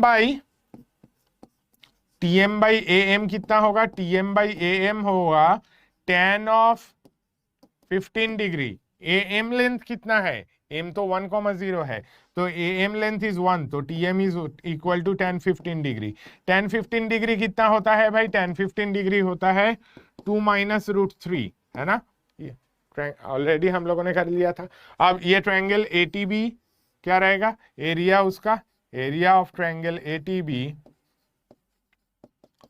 will be equal to half into 1 into half into 2 into 2 minus √3। क्यों? क्योंकि इस ट्रायंगल का हाइट है 2 माइनस √3, इसका बेस का लेंथ 2 है, तो आपको area half into 2 into 2 minus √3, तो आंसर विल बी 2 माइनस √3। ठीक है, ये तो सेंट्रोइड पॉइंट निकाल ही हो गया। बिल्कुल नहीं, सेंट्रोइड कहां से मिल गया भाई तुझे? सेंट्रोइड नहीं चाहिए था। सेंट्रोइड क्यों नहीं चाहिए? ये एंगल बाइसेक्टर्स का पॉइंट ऑफ इंटरसेक्शन है। अगर आप मुझे बोलते कि इन सेंटर फाइंड करने से हो गया, हाँ जी बिल्कुल सही है, इन सेंटर कर लो तो भी चलेगा, बट मैं 30 डिग्री कैसे हुआ? सूर्य प्रताप वर्मा, देख ट्रायंगल अलग से मैं ड्रॉ कर रहा हूं, इधर देख ले। पहले एक एक करके फिर से मैं बता रहा हूं, ये अच्छा क्वेश्चन इनफैक्ट आपको अभी मेंस में भी पूछा जा सकता है, क्योंकि क्वेश्चन एडवांस में ऑलरेडी पूछा गया है और इतना डिफिकल्ट नहीं है। एक बार और अच्छे से समझ लीजिए। सबसे पहले पॉइंट्स देख लो। ठीक है, पॉइंट्स देख के जल्दी जल्दी डिसाइड करो। 0,0 2,0 ये वाला पॉइंट क्या है? 1,1/√3। ठीक है, अगर ये पॉइंट 1,1/√3 है, ये लेंथ कितना है? 1/√3। ये लेंथ कितना है जी? 1 है। तो ऑब्वियसली ये एंगल कितना होगा? ये थीटा अगर है तेरा, tan थीटा कितना बनेगा भाई? tan थीटा बनेगा 1/√3। थीटा कितना हो गया? थीटा हो गया 30 डिग्री। यार थीटा अगर 30 डिग्री है, अब समझ में आ गया 30 डिग्री कैसे हुआ? हाँ समझ में आया। अब देखो क्या करना है। देखो, मुझे पॉइंट्स ऐसे चाहिए जिसका AB से डिस्टेंस कम हो। किसके मुकाबले? AC या तो BC के डिस्टेंस के मुकाबले। AC और BC दोनों में से जो कम है उनसे भी छोटा होना चाहिए।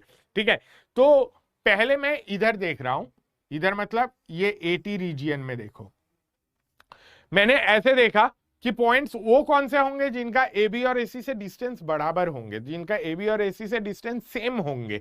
वो पॉइंट्स कौन से होंगे? AB और AC का एंगल बाइसेक्टर। ले लिया एंगल बाइसेक्टर, तो ये पॉइंट्स वो है, ये एंगल बाइसेक्टर के ऊपर के पॉइंट्स वो है जिसका AB और AC से डिस्टेंस सेम है। ठीक है, सिमिलरली ये BT लाइन के ऊपर के पॉइंट्स वो है जिसके AB और BC से डिस्टेंस सेम है। ठीक है, अब मुझे क्या चाहिए? मुझे डिस्टेंस AB और AC में से AB से डिस्टेंस कम करना है। तो मैं क्या कर रहा हूं? AT लाइन के नीचे वाले पॉइंट्स पकड़ रहा हूं। ठीक है, ये नीचे वाले पॉइंट्स मैंने पकड़ लिए। ठीक है, और इधर BT से भी नीचे वाले पॉइंट्स पकड़ लिए। तो ये पॉइंट्स क्या होंगे? ये वो पॉइंट्स होंगे जिनका डिस्टेंस AB से जो है वो AC और BC दोनों से डिस्टेंस में से कम होगा। ठीक है, कि AT लाइन से भी नीचे, BT लाइन से भी नीचे चाहिए। AT और BT लाइन से नीचे अगर आप कंसीडर करोगे तो ही जाके डिस्टेंस क्या होगा? AB से कम होगा। AC और BC का डिस्टेंस उस पॉइंट से ज्यादा होगा, इसलिए मैंने एटी और बीटी दोनों के नीचे वाला हिस्सा पकड़ा। दोनों के नीचे वाला हिस्सा अगर हम लोगों ने ले लिया तो वो ट्रायंगल एटीबी का एरिया कितना होगा। वो ट्रायंगल एटीबी का एरिया फाइंड करने के लिए मुझे ये समझ में आ गया कि एंगल टी ए एम अगर मैं देखूं, that angle T A M is 15 degree. क्यों 15 डिग्री भाई? एंगल बाइसेक्टर लिया था इसका।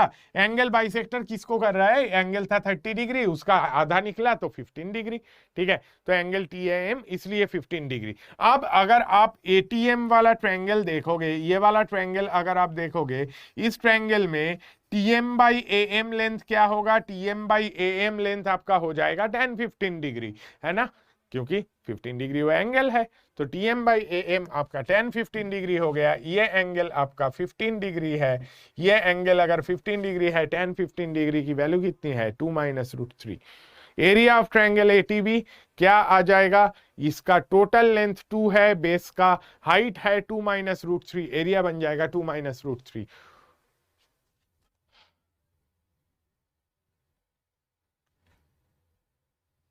अच्छा, इन सेंटर वाला कैसे कह रहे थे भाई? दो एंगल बाइसेक्टर ले लिया तूने, दो एंगल बाइसेक्टर का पॉइंट ऑफ इंटरसेक्शन तो इन सेंटर ही होगा ना। तीसरा वाला एंगल बाइसेक्टर भी उसके थ्रू पास कर जाएगा। ठीक है, तीसरा वाला एंगल बाइसेक्टर भी इन सेंटर के थ्रू पास कर जाएगा। खत्म कहानी। इन सेंटर निकाल के भी टीएम निकाल सकते हैं, बिल्कुल निकाल सकते हो। टीएम पॉइंट जो होगा वो क्या होगा? उसका लेंथ होगा, टीएम का length will be same as in centre का वाई कोऑर्डिनेट। इन सेंटर का वाई कोऑर्डिनेट फाइंड करो, टीएम का लेंथ मिल जाएगा, तब भी सेम आएगा। ठीक है, उधर से करोगे तो भी कोई दिक्कत नहीं। ठीक, चलो अब एंगल बाइसेक्टर की कहानी खत्म करते हैं यार। हम लोग चलते हैं और एक कंसेप्ट में, which is again very very very very important, सिर्फ स्ट्रेट लाइंस के लिए नहीं, इसके आगे भी ये वाला कंसेप्ट कहीं ना कहीं और तरीके से आ जाएगा। जियोमेट्री की बेसिक नहीं आता है तो कैसे काम चलेगा बाबू? थोड़ा तो आना पड़ेगा। ट्रायंगल जानते हो, पैरालेलोग्राम किसे कहते हैं जानते हो, ट्रेपेजियम जानते हो, सर्कल जानते हो, इतना तो जानते हो, मोस्टली आ जाएगा। कुछ जगह पे हम लोग कन्ग्रुएंस वगैरह के कंसेप्ट तो ऑफ कोर्स यूज करेंगे, ऐसा भी बिल्कुल छोड़ेंगे नहीं। ठीक है, जियोमेट्री की बेसिक भी नहीं आता है तो तू इंजीनियरिंग ड्राइंग में क्या करेगा भाई? फर्स्ट सेमेस्टर में इंजीनियरिंग ड्राइंग आएगा, तुझे जियोमेट्री थोड़ा बहुत चाहिए ही चाहिए। उसमें तो फर्स्ट ईयर में बैक लगेगा, सेकेंड ईयर में बैक लगेगा, तो फिर क्या करेगा? कॉलेज छोड़ देगा? थोड़ा बहुत जियोमेट्री का बेसिक देख ले, कन्ग्रुएंस, सिमिलरिटी, ये वाले चीज तो थोड़ा थोड़ा चाहिए होगा। बट वो चीज अगर मैं अभी कराने गया तो फिर तो मतलब सिलेबस नहीं हो पाएगा भाई, ऐसे नहीं। इतना तो आता है, और उतना आता है तो उससे काम बन जाएगा। चलो हम लोग आते हैं फैमिली ऑफ स्ट्रेट लाइंस में। फैमिली ऑफ स्ट्रेट लाइंस की बात छोड़ो, कोई भी फैमिली ऑफ कर्व मतलब क्या होता है? पहली बात, हम लोग फैमिली वाला कंसेप्ट एक बार समझ लेते हैं। फैमिली तो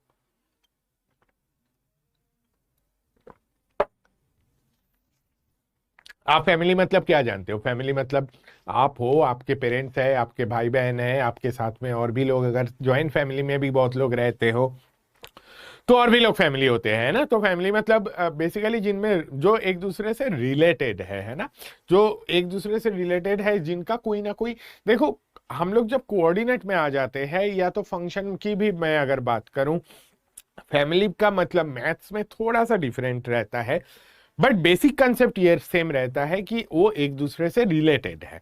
एक दूसरे से रिलेटेड कैसे है? अलग अलग टाइप के रिलेशंस हो सकते हैं, ठीक है, बट उनके कुछ ना कुछ कॉमन प्रॉपर्टीज होनी चाहिए, उनको कुछ ना कुछ कॉमन आइडिया होना चाहिए। ठीक है, सब में कोई ना कोई एक कॉमन आइडिया लगना चाहिए। लेट्स से अगर मैं ये लिखूं ना, y equals to x square plus c, क्या ये एक फैमिली है? हाँ है। कैसे बता सकते हो? अगर आप c की वैल्यू 0 डालोगे तो y equals to x square मिलेगा, c इक्वल्स टू 1 डालोगे तो y equals to x square plus 1, c equals to 2 डालोगे तो y equals to x square plus 2, c equals to 3 डालोगे तो y equals to x square plus 3। ठीक है, अलग अलग अलग अलग आपको क्या मिलेगा? पैराबोला मिलता जाएगा। सारे पैराबोला क्या सेम टाइप के हैं? हाँ जी, सेम टाइप के हैं।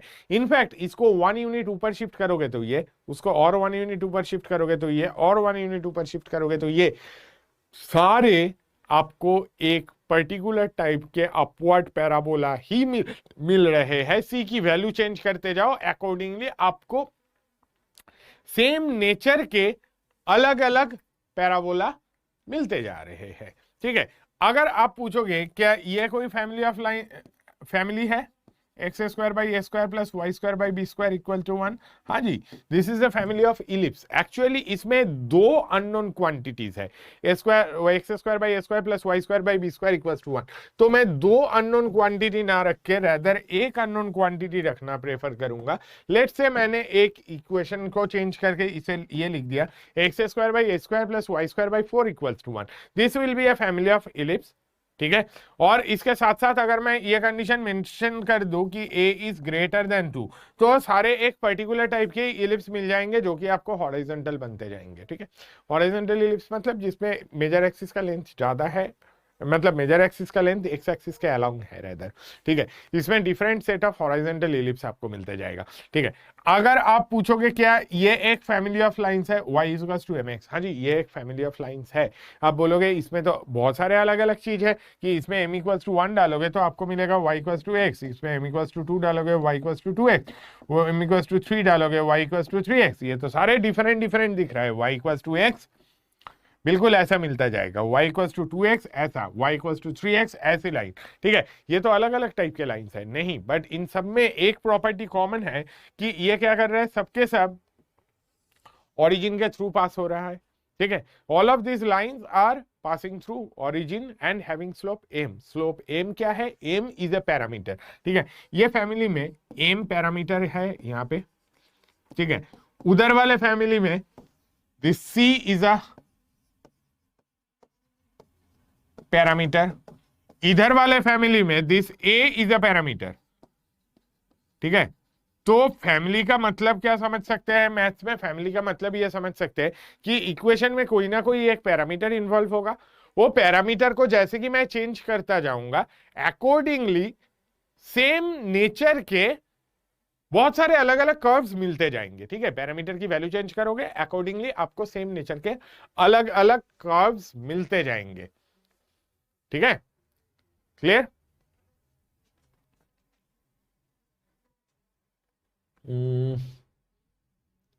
चलो अश्विनी बढ़िया। ठीक है, family of lines define a particular time of lines possible. हाँ आरजू उस पे आएंगे, रुक जा, मैं पहले जनरल कंसेप्ट ऑफ फैमिली का आइडिया बता दूं, उसके बाद फैमिली ऑफ लाइंस में भी कूदेंगे, डोंट वरी। ठीक है, हम लोग यहाँ पे एक स्पेसिफिक टाइप के फैमिली ऑफ लाइंस की बात करेंगे। ठीक है, उसमें भी ये आइडिया कॉमन है कि कोई एक पैरामीटर होगा जिसकी वैल्यू चेंज करूंगा मैं तो अलग अलग इक्वेशंस मिलते जाएंगे, अलग अलग लाइंस मिलते जाएंगे, बट उन सब में ना कोई एक चीज कॉमन रहेगा। क्या कॉमन रहेगा उसकी बात हम लोग अब करते हैं। ठीक है, फैमिली ऑफ लाइंस के जनरल कंसेप्ट फैमिली का समझ गया, अब जनरल कंसेप्ट में आते हैं। हम लोग यहां पे एक पर्टिकुलर टाइप की चीज को लेकर डील करते हैं। अगर मेरे पास दो लाइंस गिवन है, a1x plus b1y plus c1 equals to 0 and a2x plus b2y plus c2 equal to 0। ठीक है, दो लाइंस दे दिए, इन दोनों के पॉइंट ऑफ इंटरसेक्शन से पास होते हुए फैमिली ऑफ लाइंस। ठीक है, अब तुम्हें अगर मैं दो इक्वेशन दे दूं, लेट्स से एक इक्वेशन है 2x माइनस वाई प्लस कितना लोगे, प्लस 1 ले लो। ठीक है, और दूसरा है x plus 2y minus 7 equal to 0। इन दोनों लाइन के इक्वेशन दे दिया। ठीक है, इन दोनों के कितने पॉइंट ऑफ इंटरसेक्शन भाई, एक। अगर ये पैरेलल लाइंस नहीं है, जो कि ऑब्वियसली नहीं है, ये तो रेदर परपेंडिकुलर लाइंस है, इन दोनों के एक तो पॉइंट ऑफ इंटरसेक्शन हमें मिल ही जाएगा ना। हाँ मिल जाएगा। वो पॉइंट ऑफ इंटरसेक्शन कौन सा है, फाइंड करके देख लो। इन दोनों का पॉइंट ऑफ इंटरसेक्शन क्या बनेगा भाई, 1,3 पॉइंट ऑफ इंटरसेक्शन मिल जाएगा। ठीक है, तो ये मिल गया आपको पॉइंट ऑफ इंटरसेक्शन। ये पॉइंट ऑफ इंटरसेक्शन से कितने लाइंस पास हो सकते हैं, आप बोलोगे इनफाइनाइट। ठीक है, तो वो इनफाइनाइट लाइंस के इक्वेशन हम लोग अभी यहाँ पे फैमिली ऑफ लाइंस के कंसेप्ट में लिख रहे हैं। वो इक्वेशन क्या बनेगा, that equation can be written as this form, in this form. ठीक है, क्या, पहली वाली लाइन प्लस लैम्डा इंटू दूसरी वाली लाइन इक्वल टू 0। ठीक है, कहने का मतलब हम लोग इन दोनों को देख सकते हैं, इन दोनों के पॉइंट ऑफ इंटरसेक्शन से कोई भी लाइन पास हो, मैं ये बताऊंगा कि उनके पॉइंट ऑफ इंटरसेक्शन से पास होता हुआ कोई भी लाइन को मैं लिख सकता हूं first line plus lambda into दूसरी line x plus 2y minus 7 equal to 0। ठीक है, आप अगर ये पूछोगे कि इसको अगर मैं पहले लिख लूं और इसको बाद में लिख लो भाई, कोई दिक्कत नहीं, तो भी चलेगा। ठीक है, तो आप दोनों में से किसी एक को पहले रखो, लैम्डा टाइम्स दूसरा रखो, ठीक है। इन दोनों के पॉइंट ऑफ इंटरसेक्शन से पास होता हुआ कोई भी लाइन की इक्वेशन आप ऐसे लिख सकते हो कि पहली लाइन प्लस लैम्डा इंटू दूसरी लाइन इक्वल टू 0 करके लिख ली है, ठीक है। तो ये क्या देगा, this will give you infinite set of lines जो सबके सब क्या 1,3 के थ्रू पास करेंगे। 1,3 के थ्रू पक्का पास करेंगे, डाल के देख लो, भरोसा नहीं है तो ठीक है। डालोगे क्या मिलेगा, 2 - 3 + 1 कितना 0। इधर लैम्डा टाइम्स क्या मिलेगा, 1 + 6 - 7 0। मैच कर रहा है, कर रहा है सेटिस्फाई सर, ठीक है। सेटिस्फाई किया तो ठीक है, कोई दिक्कत नहीं। ये आपके फैमिली ऑफ लाइंस क्या है, पासिंग थ्रू 1,3 है, ठीक है। तो आपको अगर ऐसे क्वेश्चन में देखो कैसे यूज करना है वो तो हम लोग समझेंगे ही।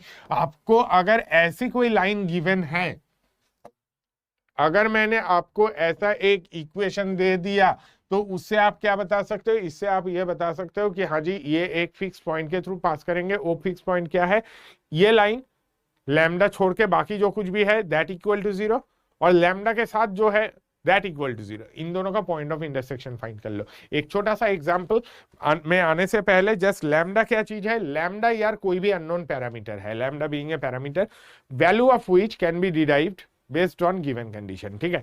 और क्वेश्चन में कई बार कंडीशन गिवन रहते हैं लैम्डा की वैल्यू फाइंड करने के लिए, कई बार जरूरत भी नहीं पड़ती है। क्वेश्चंस पे हम लोग वो चीज करके देख लेंगे कहां पे जरूरत पड़ती है कहां पे जरूरत नहीं पड़ती है। बट पहले आप मेरा एक छोटा सा काम करके बताओ कि अगर मैंने आपको ऐसा एक फैमिली ऑफ लाइंस का इक्वेशन दे दिया, x + y - 7 = 0 plus lambda times 4x - y -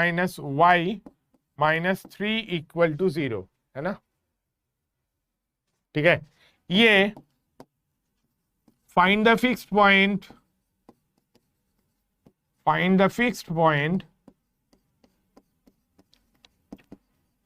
through which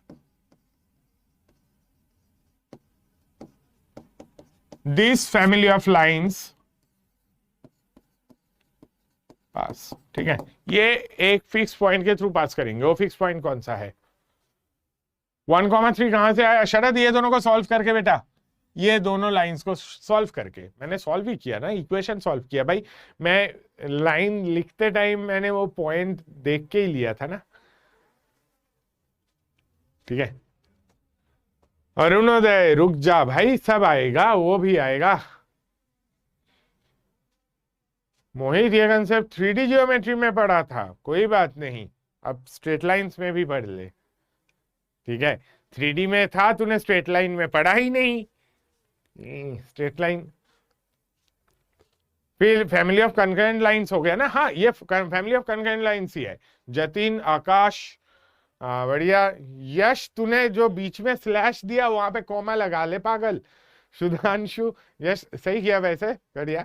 Sudhanshu, सब्बा, ब्रिजेश, आदित्य, हरिओम, साक्षी, विशाल, शेखर, अरे विशाल भी है शेखर भी है, मोहित, अनूप, दिव्यांश, गुंजन, बिल्कुल बिल्कुल, आदित्य, सचप्रीत, आकाश भारती, नाइस, रितेश, नाइस, बिल्कुल, श्याम सिंह, राहुल, अक्षय, सतीमा, जयंत, सायन, लोक, हाँ बिल्कुल सभी सही बता रहे हो, बिल्कुल सही है। इसमें दो लाइंस है ना, ये किसके थ्रू पास कर रहा है भाई, वो दो लाइंस ले लो। एक लाइन है x + y = 7 और दूसरी लाइन है 4x - y = 3, है ना। ये 4x - y - 3 = 0 था, उसको 3 उधर लिख दिया, है ना। ऐड कर दोगे तो 5x = 10, 5x = 10 तो x = 2, x = 2 है, y = 2 तो ऑब्वियस सी बात है 5 ही होगा, है ना, ठीक है। तो 2,5 इज द फिक्स पॉइंट, समझ में आ गया भाई फिक्स पॉइंट का फंडा। साइन क्या कर रहा है पागल, यहां पे तो लैम्डा की कंडीशन की जरूरत नहीं थी। यहां पे देख, एक तो इस डायरेक्शन में क्वेश्चन पूछते हैं, ठीक है। आपको दे दिया अननोन एक पैरामीटर के थ्रू, तो आपको एक फैमिली ऑफ लाइंस दे दिया। अब फैमिली ऑफ लाइंस देके पूछ रहा है कि वो कौन से फिक्स पॉइंट के थ्रू पास कर रहे हैं, तो फिक्स पॉइंट कौन सा होगा, ये जो तो गिवन लाइंस है इन दोनों के point of intersection is the fixed point, ठीक है। तो इन दोनों के पॉइंट ऑफ इंटरसेक्शन, जैसे कि यहाँ पे 1,3 था, 1,3 के थ्रू आप इनफाइनाइट लाइंस ड्रॉ कर सकते हो, वो सारा इनफाइनाइट लाइंस का इक्वेशन ये है, ठीक है। अब यहाँ पे ये 2,5 के थ्रू इनफाइनाइट लाइंस पास हो सकते हैं। वो 2,5 के थ्रू जो इनफाइनाइट लाइंस पास होंगे उनको इकट्ठे आप ऐसे लिख सकते हो, ठीक है। तो ये आपका फैमिली ऑफ लाइंस का एक आइडिया समझ में आया। इसके थ्रू थोड़ा बहुत क्वेश्चंस कर लेते हैं, उसके बाद दूसरे टाइप में जाएंगे, है ना। एक इधर से हम लोग क्वेश्चन ऐसे भी दे सकते हैं। देखो क्वेश्चन देखो क्या दिया मैंने क्वेश्चन में, आपको क्वेश्चन दिया find the equation of a line that passes through the point of intersection of this and this such that the sum of its intercepts is 130/11, ठीक है। अब इन दोनों के पॉइंट ऑफ इंटरसेक्शन से इनफाइनाइट लाइंस पास होंगे, उसमें से देयर इज वन लाइन जिनके सम ऑफ इंटरसेप्ट्स इज 130/11। नहीं बाबलू इतना इजी नहीं पूछेगा भाई, इतना इजी नहीं पूछेगा, डेफिनेटली नहीं पूछेगा।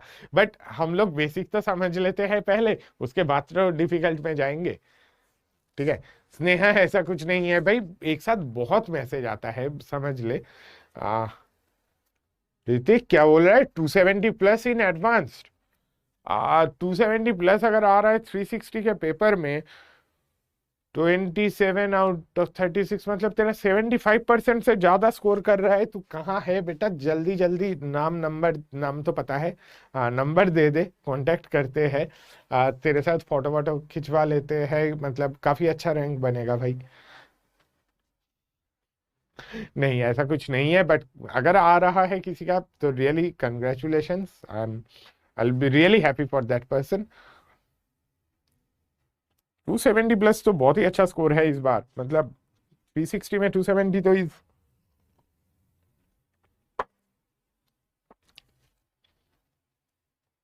नवनीत भाई पहले क्वेश्चन कर ले। अक्षय आप भी प्लीज। संगम नहीं, सपनों में मिद्या, ये मिदनापुर से हो गेस। पी क्या है लास्ट क्वेश्चन में, लास्ट क्वेश्चन में वो डी ऑफ पी कॉमा ओ वाले में जिस पॉइंट्स के लोकस हम लोग ढूंढ रहे थे, ऐसे सारे पॉइंट्स को पी से इन जनरल डिस्कस किया था।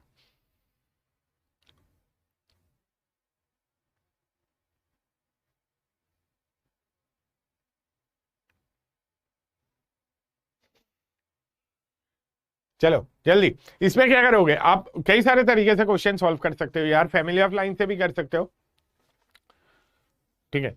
What if Newton solve JEE advance, अरे यार वो बचपन में अगर 18 साल के एज में लिख रहा होता तो पहली बात तो क्वेश्चन सारा आउट ऑफ सिलेबस होता, तब तक बेचारे ने ग्रेविटी मतलब इन्वेंट ही नहीं किया। फिजिक्स तो मतलब न्यूटन 18 साल के एज में लिख रहा है यार, तब तक एनएलएम भी नहीं आया, कहां से आ जाएगा, कैलकुलस नहीं आया, कौन सा क्वेश्चन क्या पूछेगा, हट। ठीक है चलो आगे। अच्छा यहाँ पे 2x प्लस 3y+1, अच्छा देखो फैमिली ऑफ लाइन से अगर मुझे करना है तो मैं कैसे सोचूंगा कि यार 2x प्लस 3y+1 प्लस lambda times 4x minus Y plus 5 equals to 0 मेरे फैमिली ऑफ लाइंस के इक्वेशन हो गया, ठीक है। इसे थोड़ा सिंप्लीफाई करते हैं, सिंप्लीफाई करके क्या लिखेंगे, 2x प्लस 4 लैम्डा x, पहले x वाले टर्म्स को अलग करो, फिर y वाले टर्म्स को अलग करो। क्यों अलग करो, क्योंकि मुझे है ना ये जो चीज है इस चीज को क्या कहते हैं इंटरसेप्ट फॉर्म में लेना है, तो इंटरसेप्ट फॉर्म में लेना चाहता हूं 1 प्लस 5 लैम्डा इक्वल टू 0, ठीक है। अच्छा x इंटू क्या है 4 लैम्डा प्लस 2, y इंटू क्या है 3 माइनस लैम्डा इक्वल टू क्या है माइनस ऑफ 1 प्लस 5 लैम्डा, ठीक है। तो उससे डिवाइड कर देते हैं, x डिवाइडेड बाई क्या आ जाएगा minus of 1 plus 5 lambda divided by 4 lambda plus 2, ऐसे करके लिखा, ठीक है। y divided by minus of 1 plus 5 lambda divided by 3 minus lambda, this is equal to 1। ऐसे फॉर्म में लिखने का क्या पता क्या फायदा, फायदा ये है कि this is x intercept, this is y intercept, x intercept y intercept मिल गया ना भाई। अब इनका सम कितना चाहिए 130/11 चाहिए, ठीक है। कर लेंगे 130/11 सम, क्या आ जाएगा minus of 1 plus 5 lambda divided by 4 lambda plus 2 minus 1 plus 5 lambda divided by 3 minus lambda, this is equal to कितना, this is equal to 130/11। X intercept लिया, वाई इंटरसेप्ट लिया, दोनों का सम 11, 130/11 है। ठीक है, माइनस हटाते हैं, 1 प्लस 5 लैम्डा दोनों से कॉमन लेता हूं। ठीक है, कितना रहेगा, 1/4 lambda plus 2 plus 1/3 minus lambda, minus हटाते हैं मतलब उसे राइट साइड में भेज देता हूं, माइनस 130/11। चलो अभी के लिए उधर रहो। तो 1 प्लस 5 लैम्डा इंटू क्या रहेगा, इंटू रहेगा 3 minus lambda plus 4 lambda plus 2 divided by कितना, divided by 4 lambda plus 2 into 3 minus lambda is equal to 130/11। बात की बात है, पहले इसे सिंप्लीफाई करते हैं तो क्या आ जाएगा, 5 lambda plus 1 into 3 lambda plus 5, नीचे आएगा 4 lambda plus 2 into lambda minus 3 is equal to, इसका माइनस कहां गायब कर दिया, माइनस इधर है, और इसे मैं लैम्डा माइनस 3 अगर लिखूं, माइनस को इधर एडजस्ट कर दिया तो 130/11। अब इसे सिंप्लीफाई करने का टाइम आया, अब इसे सिंप्लीफाई करने में प्रॉब्लम तो आएगी भाई, बट चलो कर लेते हैं, डर के आगे जीत है। 15 lambda square, 3 lambda plus 25 lambda बन जाएगा 28 lambda plus 5, this divided by कितना आ जाएगा, 4 lambda square plus 2 lambda minus 12 lambda plus 2 lambda minus 12 lambda कितना बन जाएगा, प्लस 2 लैम्डा माइनस 12 लैम्डा आपका बन जाएगा minus 10 lambda minus 6 equal to कितना, 130/11। ठीक है, चलो अच्छा, अब इसे मल्टीप्लाई करके आपको सॉल्व करना है। आपको मैं ऑप्शन वैसे तो दे सकता हूं, इसमें ऑप्शन अगर दे दूंगा तो आप डेफिनेटली ऑप्शन से सॉल्व कर लोगे, लैम्डा की वैल्यू फाइंड कर लोगे। माइनस 130/11 होगा, वो माइनस आ गया, माइनस को बाद में एडजस्ट कर लिया, 3 माइनस लैम्डा को लैम्डा माइनस 3 बना दिया। ठीक है,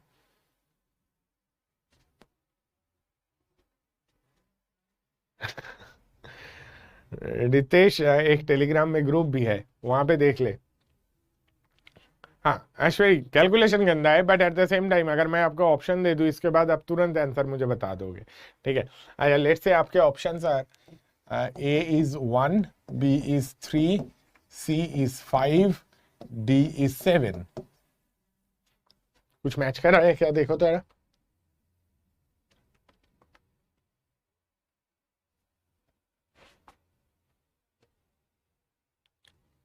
भाई एनीवे मैं तो अपने तरीके मैं मेथडिकली सॉल्व करूं। 165 लैम्डा स्क्वायर अगर मैं आपको ऐसे छोड़ दूंगा तो कैसे काम चलेगा, 220 प्लस 88 बन जाएगा 308 lambda plus 55 is equal to कितना आ जाएगा, 130 इंटू 4 बन जाएगा 520 लैम्डा स्क्वायर माइनस 1300 लैम्डा, बहुत ही बढ़िया, माइनस 780। इतना सही सेट ऑफ वैल्यूज, बाप रे। ठीक है, छोड़ो, कैलकुलेशन में टाइम वेस्ट नहीं करते, हम लोग आइडिया समझ गए। आइडिया क्या था, ऑल्दो एग्जाम में ये क्वेश्चन आए ना, मैं इस तरीके से सॉल्व ही नहीं करूंगा, मैं दूसरे तरीके से थोड़ा सॉल्व करना प्रेफर करूंगा शायद, बट वो भी कम लेंदी नहीं जाएगा। But at the same time हम लोग क्या सोच सकते हैं, ये क्वेश्चन को मैं इस हिसाब से सॉल्व करने का सोच सकता हूँ, एग्जाम में अगर मुझे यही क्वेश्चन मिले, पहले मैं ये मेथड और एक बार एक्सप्लेन कर दूं, फिर मैं जो मेथड से मैं सॉल्व करना प्रेफर करूंगा उसकी बात करते हैं। ठीक है, इसमें क्या कर रहे हैं, इन दोनों के फैमिली ऑफ लाइंस अगर पॉइंट ऑफ इंटरसेक्शन से पास होता हुआ फैमिली ऑफ लाइंस चाहिए, first line plus lambda into second line equal to 0। Intercept form में रिड्यूस किया, x intercept plus y intercept is equal to 130/11। अब उसके बाद कैलकुलेशन के अलावा कुछ नहीं था। ठीक है, जो कि काफी गंदा दिख रहा है, कतई गंदा दिख रहा है। ठीक है, तो दूसरा और क्या आइडियल अप्लाई कर सकते हो कि इतना घटिया इक्वेशन किसी को अच्छा नहीं लगता है, तो इक्वेशन ऐसे ना लेके मैं ऐसे समझ लेता हूं कि इन दोनों का पॉइंट ऑफ इंटरसेक्शन यार कितना ही गंदा आएगा। ठीक है, पॉइंट ऑफ इंटरसेक्शन कई लोगों ने बता भी दिया था, इनका पॉइंट ऑफ इंटरसेक्शन कितना बनेगा एक बार फटाफट देख लो। 3 से मल्टीप्लाई करेंगे इसे, 12x minus 3y plus 15 equal to 0, तो मुझे कितना मिलेगा, 14x प्लस 16। तो x इक्वल टू कितना आ जाएगा, x इक्वल टू आ जाएगा -8/7 और y इक्वल्स टू आ जाएगा 4x plus 5, y equals to आ जाएगा -32/7 प्लस 5, तो बन जाएगा 3/7। ठीक है, x और y मिल गया। अब मैं क्या सोचूंगा यार, ऐसा करते हैं x/a plus y/b equals to 1 equation मानते हैं। ठीक है, दो चीज मिलेगी, एक तो a प्लस बी इज 130/11।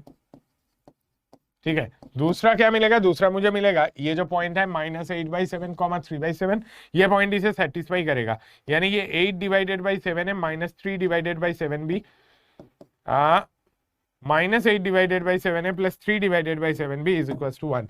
ए और बी के ये दोनों इक्वेशन है ना, ये दोनों इक्वेशन सॉल्व करो, ए बी की वैल्यू फाइंड करो, क्वेश्चन खत्म करो। ठीक है, ये मुझे ज्यादा सही लगेगा, ऑल्दो कैलकुलेशन इससे भी बहुत ज्यादा कुछ खास अलग होगा ऐसा नहीं है, बट एनीवे इससे तो बेहतर होगा आप फैमिली ऑफ लाइंस लिखे, उसको इंटरसेप्ट फॉर्म में रिड्यूस किए, वो गंदा है। इसके चक्कर में ना, मतलब कई बार लोग क्या करते हैं, ये 1 + 5 लैम्डा से डिवाइड करने के बाद एक्स इंटरसेप्ट लाने के लिए ये जो ऊपर का 4 लैम्डा प्लस 2 नीचे लाना है, ये भी भूल जाते हैं, वहां पे भी प्रॉब्लम आती है। तो वो सारे दिक्कतें आपको झेलने पड़ेंगे अगर आप इसे फैमिली ऑफ लाइंस के कंसेप्ट से अप्रोच करते हो तो। ठीक है, तो कई बार क्वेश्चन देख के लगता है कि दो लाइंस के पॉइंट ऑफ इंटरसेक्शन से पास होता हुआ लाइन की बात कर रहे हैं, मैं फैमिली ऑफ लाइंस लगा दूं। मेरा खुद का एक्सपीरियंस ये रहा कि अगर मुझे दो लाइंस के पॉइंट ऑफ इंटरसेक्शन से पास होता हुआ कोई फैमिली ऑफ लाइंस की इक्वेशन चाहिए, फैमिली ऑफ लाइंस नहीं, कोई पर्टिकुलर इक्वेशन चाहिए, तो जनरली मैं फैमिली ऑफ लाइंस वाला कंसेप्ट कम यूज करता हूं। मैं वो पॉइंट ऑफ इंटरसेक्शन लेता हूं और बाकी जो कंडीशन दिया है उसको अप्रोच करा देता हूं। But at the same time फिर भी ये कंसेप्ट काफी इंपॉर्टेंट है, क्योंकि और भी टाइप के क्वेश्चंस पूछते हैं जिसमें हम लोग अभी आ रहे हैं। नेक्स्ट क्वेश्चन आपका ये है, find the locus of mirror image of the point 1,3। आज के लास्ट क्वेश्चन है भाई। ठीक है, about the family of lines this. हाँ सचिंद्र, उसी से जाना ज्यादा सही आइडिया रहेगा। 5 आया सर लैम्डा की वैल्यू, बिल्कुल लैम्डा की वैल्यू 5 था लास्ट वाले क्वेश्चन में। ठीक है, एटलीस्ट ओके, लैम्डा की वैल्यू 5 था लास्ट क्वेश्चन में, आई नो फॉर श्योर, क्योंकि वो क्वेश्चन ऑब्वियसली मैंने फ्रेम किया तो मुझे बताई है।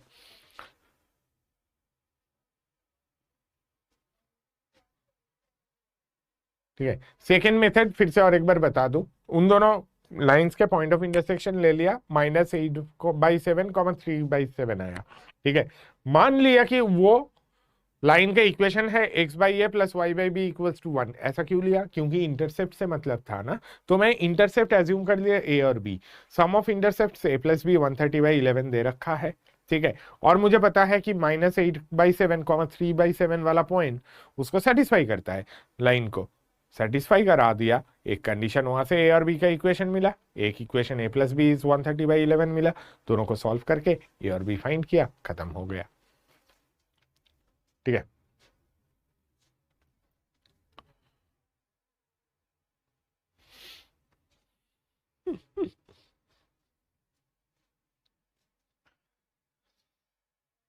ठीक है। अच्छा, find the locus of mirror image of the point 1,3 about the family of lines this. ये काफी इंटरेस्टिंग क्वेश्चन है, ऐसा क्वेश्चन जेईई मेंस में आया है। If I am not wrong, first time मैंने इसे 2014 और 15 के मेंस वाले पेपर में देखा। ठीक है, और क्वेश्चन काफी अच्छा लगा था मुझे, इन द सेंस कि मेंस के हिसाब से ये this was a typical question जो कि मैं मेंस में इमेजिन पहले नहीं किया, फिर देखा कि मेंस में आया है, तो फिर मैंने लॉजिक लगाया यार मेंस में आया है तो आसान क्वेश्चन होगा, आपको जस्ट दूसरे तरीके से सोचना है। तो मैं जस्ट इसका ट्रिक बताऊंगा, इतने मजेदार ट्रिक है, प्लीज देख लो, बहुत अच्छा क्वेश्चन है। ठीक है, मुझे सिर्फ आप लोग एक हेल्प करके बताओ कि ये जो दो लाइन्स है, इन दोनों का पॉइंट ऑफ इंटरसेक्शन, मतलब ये जो फैमिली ऑफ लाइंस है वो कौन से फिक्स पॉइंट के थ्रू पास हो रही है, वो बता दो मुझे। ये जो फैमिली ऑफ लाइंस है ये कौन से फिक्स पॉइंट के थ्रू पास हो रही है, जल्दी बताओ। 4,-15 बता रहा है, और मुझे लग रहा है -4,15 सही है। -4,15 सही है।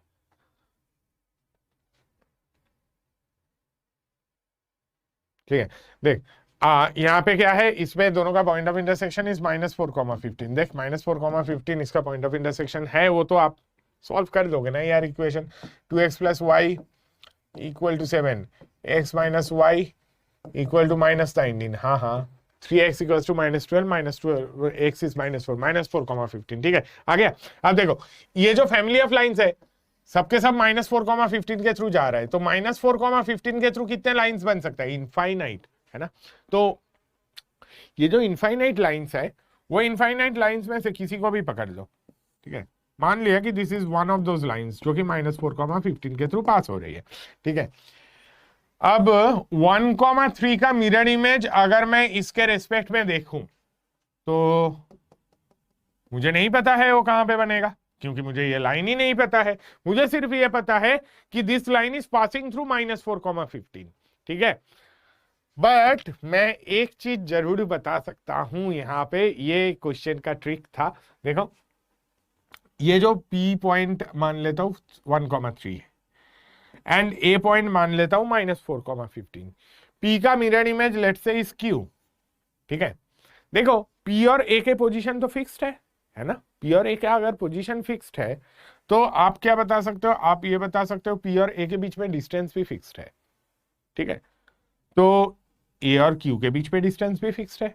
क्यों फिक्स्ड है? क्योंकि ये जो ट्रायंगल है और ये जो ट्रायंगल है, ये दोनों कैसे ट्रायंगल है? कंग्रुएंट ट्रायंगल है ना। तो आप हमेशा बोल सकते हो कि इफ Q जो कि मिरर इमेज है ऑफ P, Q क्या है? मिरर इमेज ऑफ P है ना। तो Q अगर मिरर इमेज ऑफ P है देन आप हमेशा ये बोल सकते हो AP is equal to AQ, ठीक है। तो Q पॉइंट के बारे में आप क्या बता सकते हो? Q पॉइंट के बारे में आप ये बता सकते हो Q विल ऑलवेज बी,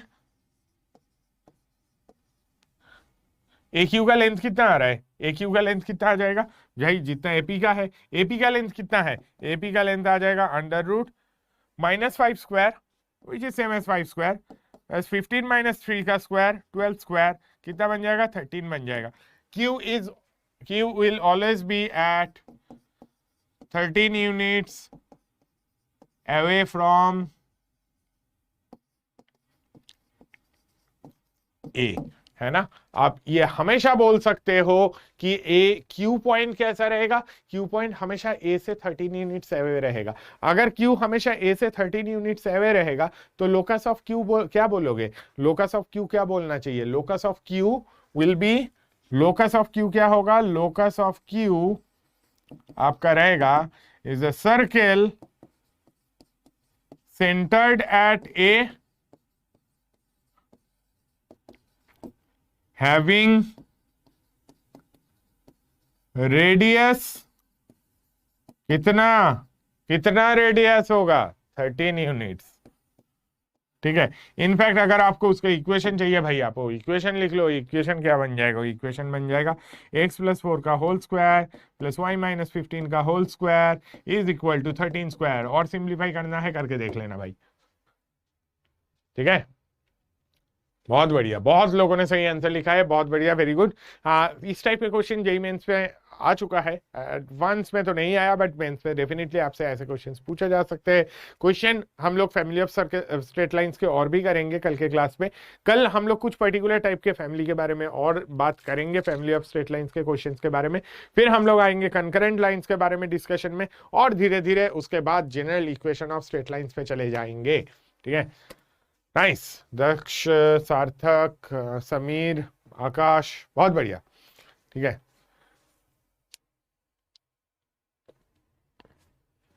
ठीक है, क्लियर। चलो बहुत बढ़िया, कल हम लोग मिलते हैं। कल फैमिली ऑफ लाइंस के कहानी खत्म करेंगे, कंकरेंट लाइंस की कहानी भी खत्म करेंगे, और उसके बाद एक चीज जो हम लोगों के बीच में रह गया वो भी थोड़ा सा डिस्कस कर लेंगे। This is also very important, position of a point with respect to a line, ठीक है। ये वाली चीज भी हम लोग कल सीखेंगे along with family and concurrent lines, ठीक है, ये हम लोगों के कल का कार्यक्रम में रहेगा। ठीक है, चलो मिलते हैं हम लोग। कॉन्करेंट लाइंस पे क्वेश्चन आया था, हाँ मैं इस बार आ गया, अच्छी बात है। इस बार तो यार एडवांस में कुछ कुछ क्वेश्चन, एक एरिया का क्वेश्चन देखा मैंने पेपर 1 में, जिसपे सिर्फ लाइन की इक्वेशन अगर आप सही से ड्रॉ कर लेते हो क्वेश्चन बन जाता है। हाइवर उसका तो हम लोग अलग से डिस्कशन सेशन रखेंगे। चलो कल मिलते हैं, तब तक के लिए bye bye, take care, love you all.